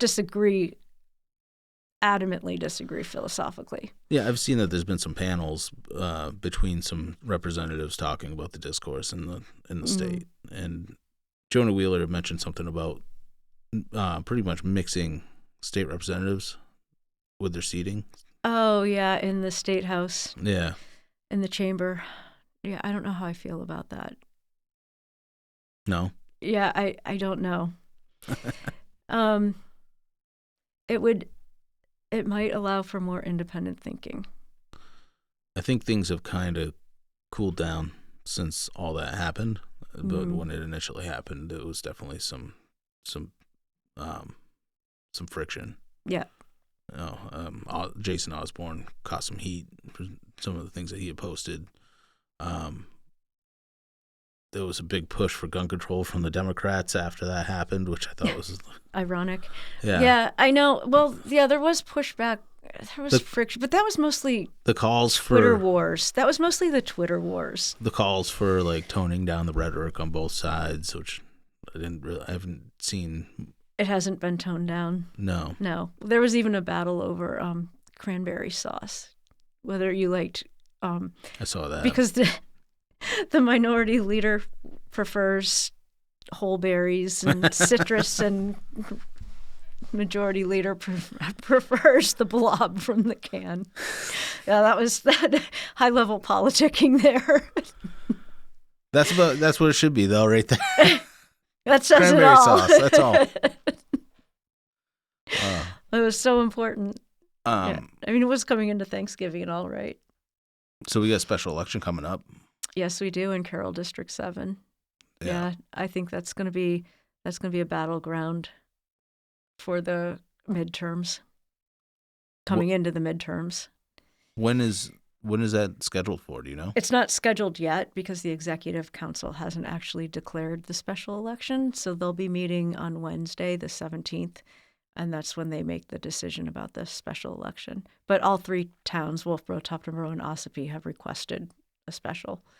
So it's pretty much a sure thing. So there'll be a primary most likely, and then the actual election will be on town meeting day on March 10th. So it's going to be quick. Yeah, not much time to prepare. Any idea when the primary would be? Around January 20th. It's all statutory and constitutional decision-making around filling the position. You have anybody in mind No, that's going to be running? Or I hope so. Yeah, I think we have a good candidate. I think this will probably come out sometime in January. Yeah. Yeah. Yeah. Well, the filing period will be the week after the Executive Council meets. So before you have this on the air, though, it'll be declared. How much money goes into a special election? The one in Berlin, the Republicans spent $50,000. This will probably be more. Fun. Yeah. Yeah. All for a $100 a year job. See, that's what's crazy about politics in New Hampshire. Is that you guys don't make any money, but there's so much money going into these races. Some of them and some of them not. Some people still just have signs. They're, we there's a bigger push for campaign finance filing to be more transparent and accountable. And there's still people saying, well, but I bought all my signs. And they're like, yep. Put it on your filing report how many signs you bought for yourself. Yeah. Huh. Well, I know that I've heard of some of the. I think it was Brian LaBrie. Yeah. He spent a lot of money on his Yeah. campaign. Yeah. Whoa, dude. I don't know if I'd want to be a state rep that bad. You know, I think a lot of people see that this is the time when we really have to defend the New Hampshire way of life and our live free or die philosophy. Mm. I know, I was been saying this for quite a while because I follow the Maine Wire. Yeah. It's a fabulous investigative media outlet. Steve Robinson runs that. Yeah. And every day when I read the headlines about what's happening in Maine, I know how important it is for Republicans to win in New Hampshire. Yeah. How do you think it's looking for us since you've been here in July? Because I think you said it looked pretty positive. Still think it looks positive? I hope so. We won the special in Berlin, Mm-hmm. so we had a rep resign, and then on the day of their municipal race, he won the special by 5 votes. I mean, we had flipped those seats, and in those kind of elections, Democrats tend to be the ones who come out and vote. Yeah. And there was a recount because he had won by 14, and they found 9 more votes. So we were down to 5. It was close. And and a lot of those ballots were contested, but then the Democrats didn't follow through on the contestation of the ballots. So, because when you're reading the ballots, it's kind of fun doing a recount. As people fill out the ballots in crazy ways, or they change their mind, so they put like a big X across somebody, but then fill in the oval for the other candidate, and you have to try to figure out what their intent was or whether it has to be discarded. It's kind of an interesting glimpse into human psychology, looking at. When it comes to single digit results, though, like that can really sway an election. A nail biter. Yeah. Well, we had a tie in Rochester in 22, and then they had another election to determine who really won. The Democrat ended up winning by, I can't remember how that went, but it was crazy. Like the recount determined that the vote was right. Oh, really? It was a tie. Yeah. So they came to this, it came to the legislature. We have the constitutional right to determine the outcome of the election. And there were people who thought that was disenfranchising. And so it was sent back to the town for another vote. The Democrat ended up winning it. Hmm. But then when we had another general election, a Republican won that seat. So it's like really close in some districts that flip-flop back and forth. How do you think the federal election's looking? Congress and the Senate. I'm really hope we can flip a Senate seat. Yeah. In New Hampshire. Yeah. I mean, we have 2 strong candidates running for Senate. Seating one's going to be an interesting with the primary, because with 5 Republican candidates in the primary, that'll be more fun to watch. See how they sort each other out. You think it'll stay civil? No. No? I mean, you have to call out the other candidate. Yeah. In order to set yourself apart, you have to show where they're negative and you're a positive. So it's just part of the nature of politics. Yeah. People claim that's not civil, but it's the way it's played. It's been like that forever. It's a dirty game. Yeah, it can be. How's the farm doing? Oh, good. Except it's winter and everything's harder water now. Freezes. Yeah, and it's been a really cold December. Yeah, it sucks. Yeah. Yeah. Yeah. Every time, yeah. That's the only thing I don't like about the winter time is that everything has an extra step now. Oh yeah. You know. Yeah.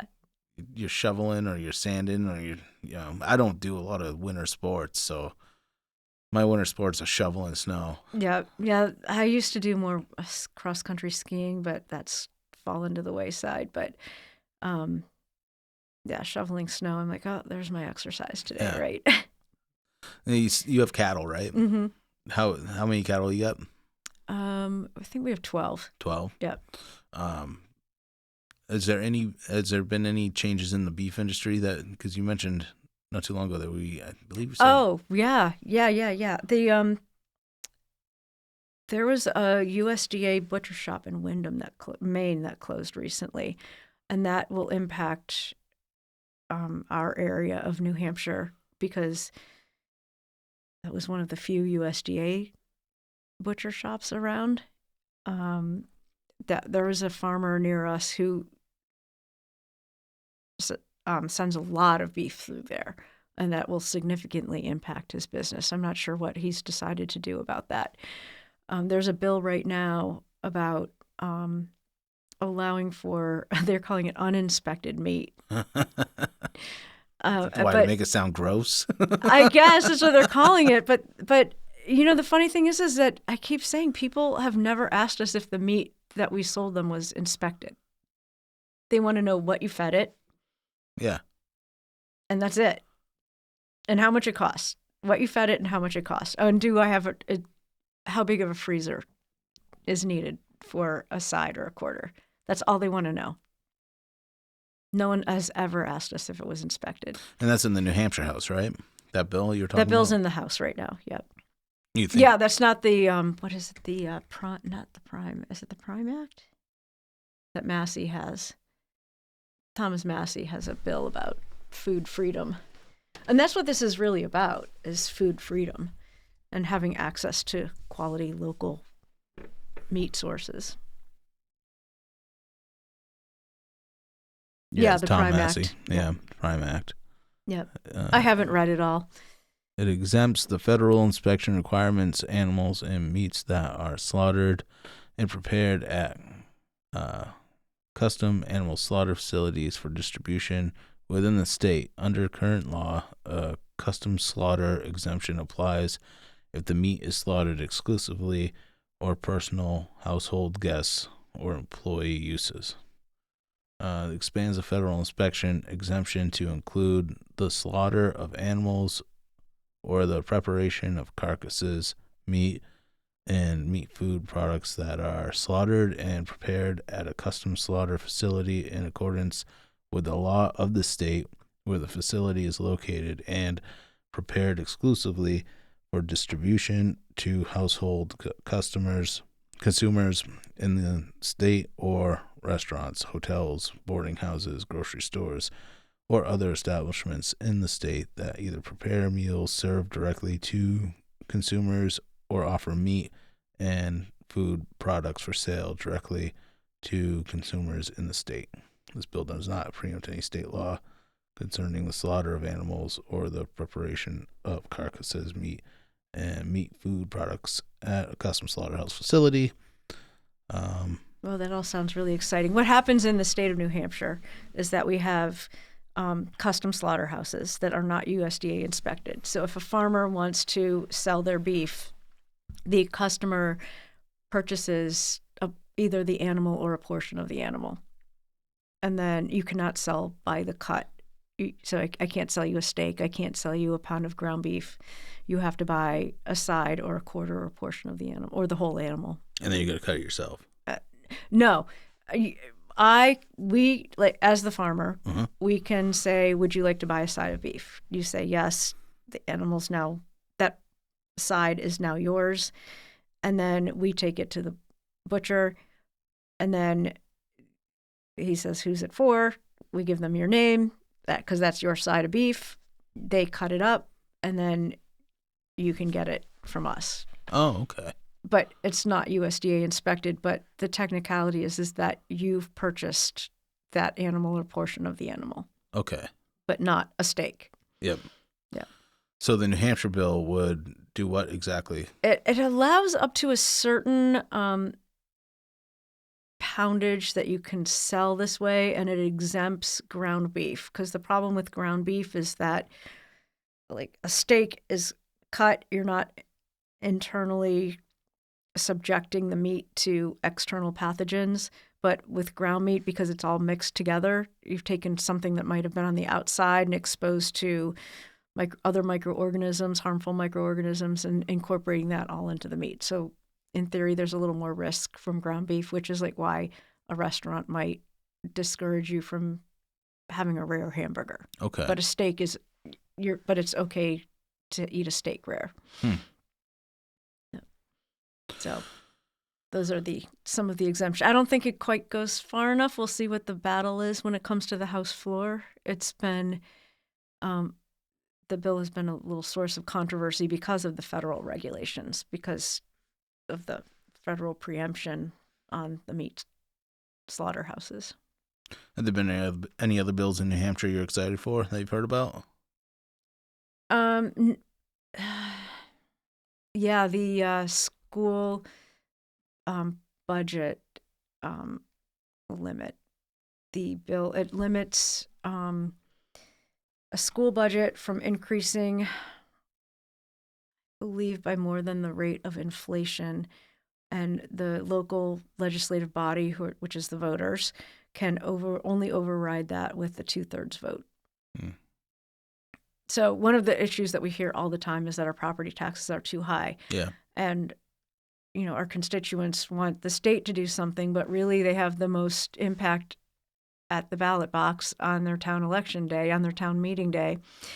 And so we're caught in a catch-22. Like, you tell us you want us to do something, but you just voted to increase your taxes. Yeah.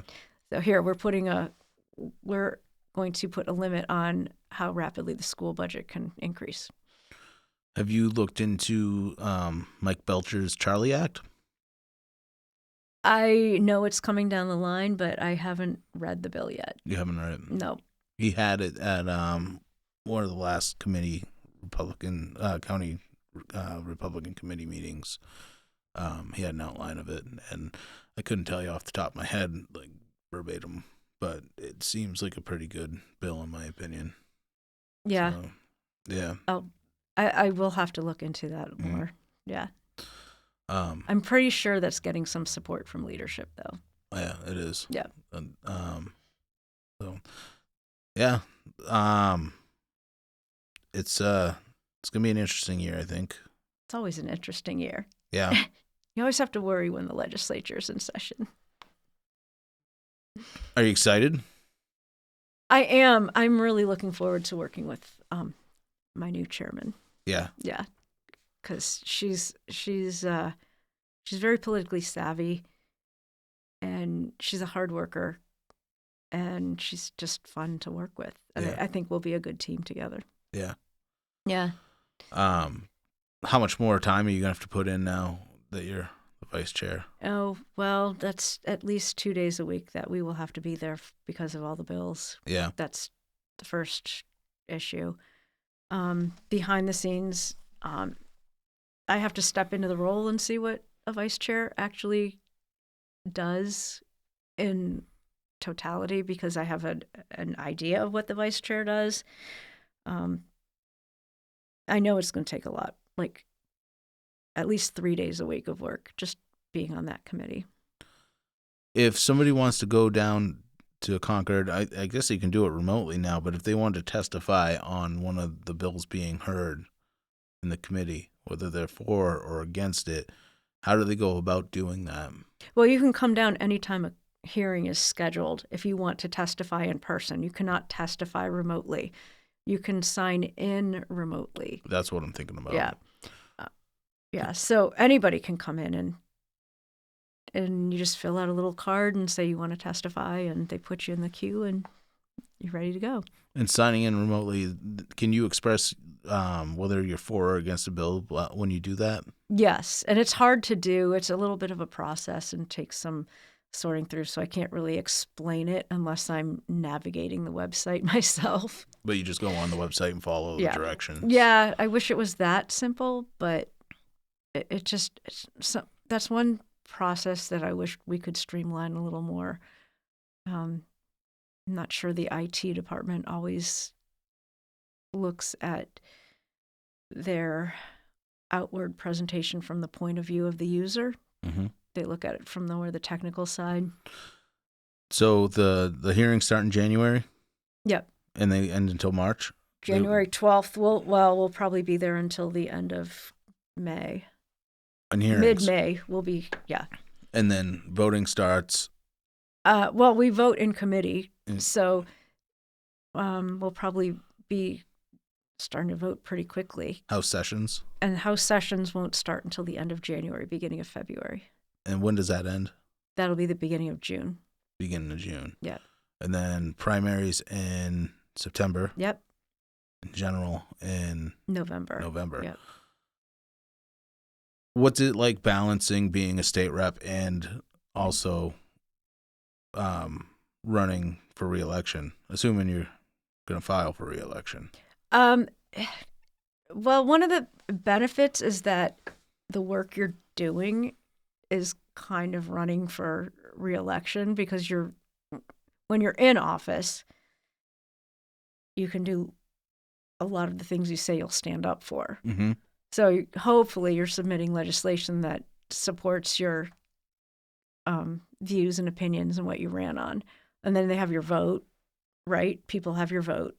So one of the benefits of being and one of the downsides of being in office is that now your vote is on record, mm-hmm. and that can be used for or against you, depending on which side is coming after you or supporting you. Yeah. Yeah. Are you going to run for re-election? Most likely. I mean, how can I not? I've got Planned Parenthood coming after me. How are you going to deal with that? How do you deal with that? Is it tough? I mean, you're going up against a really big money. Do they still get federal funding? I think that's one of the issues they've been fighting over in Congress. If they can, so are they throwing money?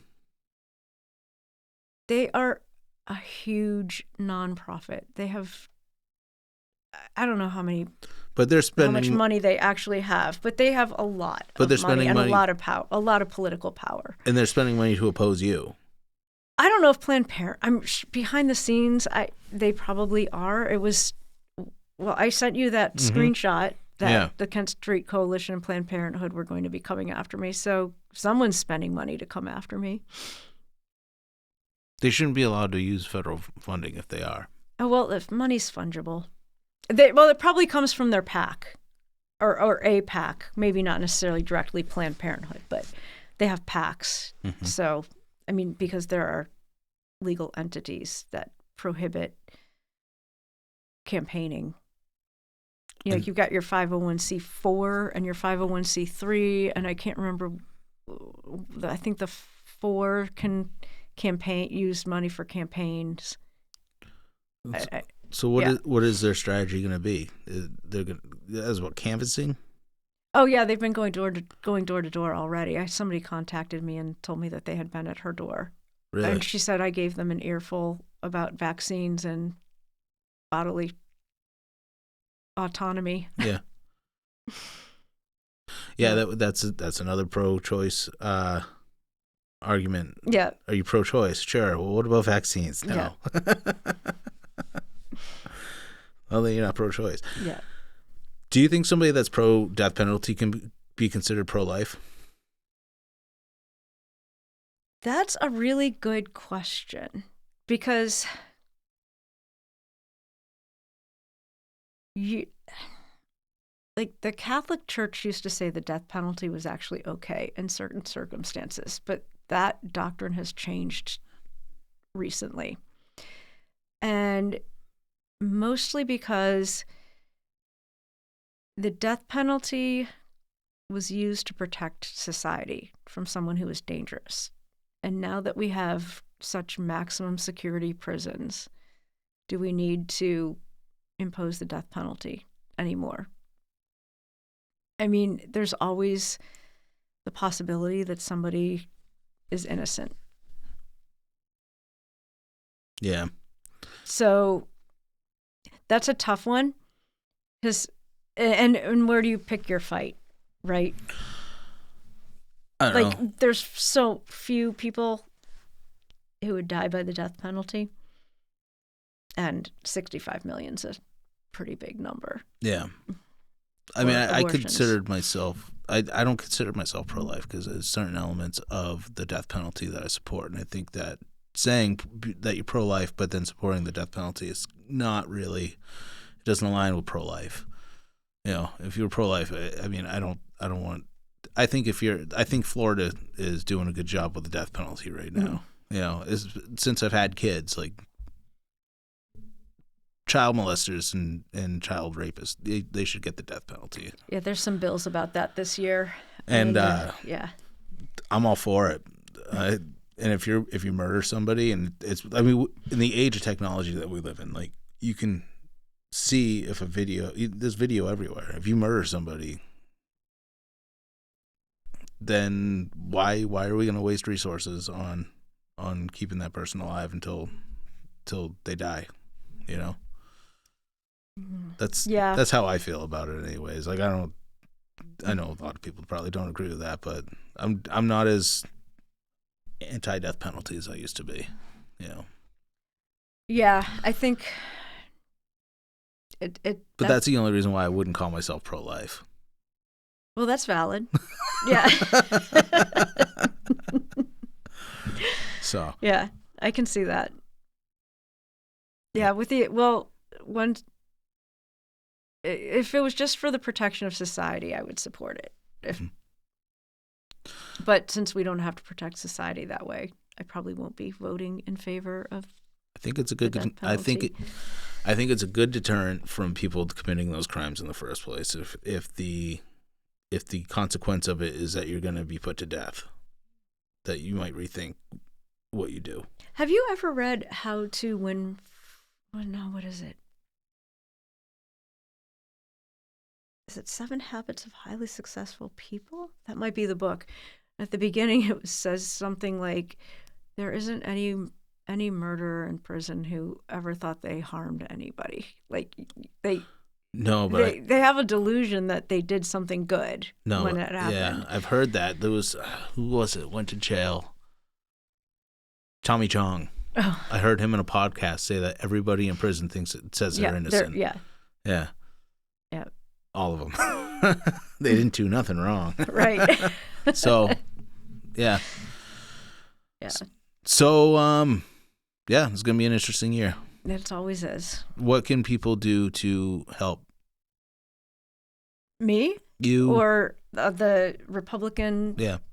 So Republicans at large, we need to just get more people out motivated and coming to our local Republican meetings, like Winnipesaukee Republicans or Carroll County Republicans, and asking what they can do to be involved in our elections. We definitely are going to need help with the special elections. It's going to be an all hands on deck opportunity. And I think it's a great opportunity to learn how to work an election because you'll be focused on a single candidate.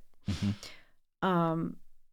In general, though, Republicans just need to pay more attention to what's going on and reach out to their state reps and even ask them what they can do to help them, like you're asking. Mm-hmm. I work with a little group of ladies. They reached out to me because they were concerned about what was happening locally in the schools.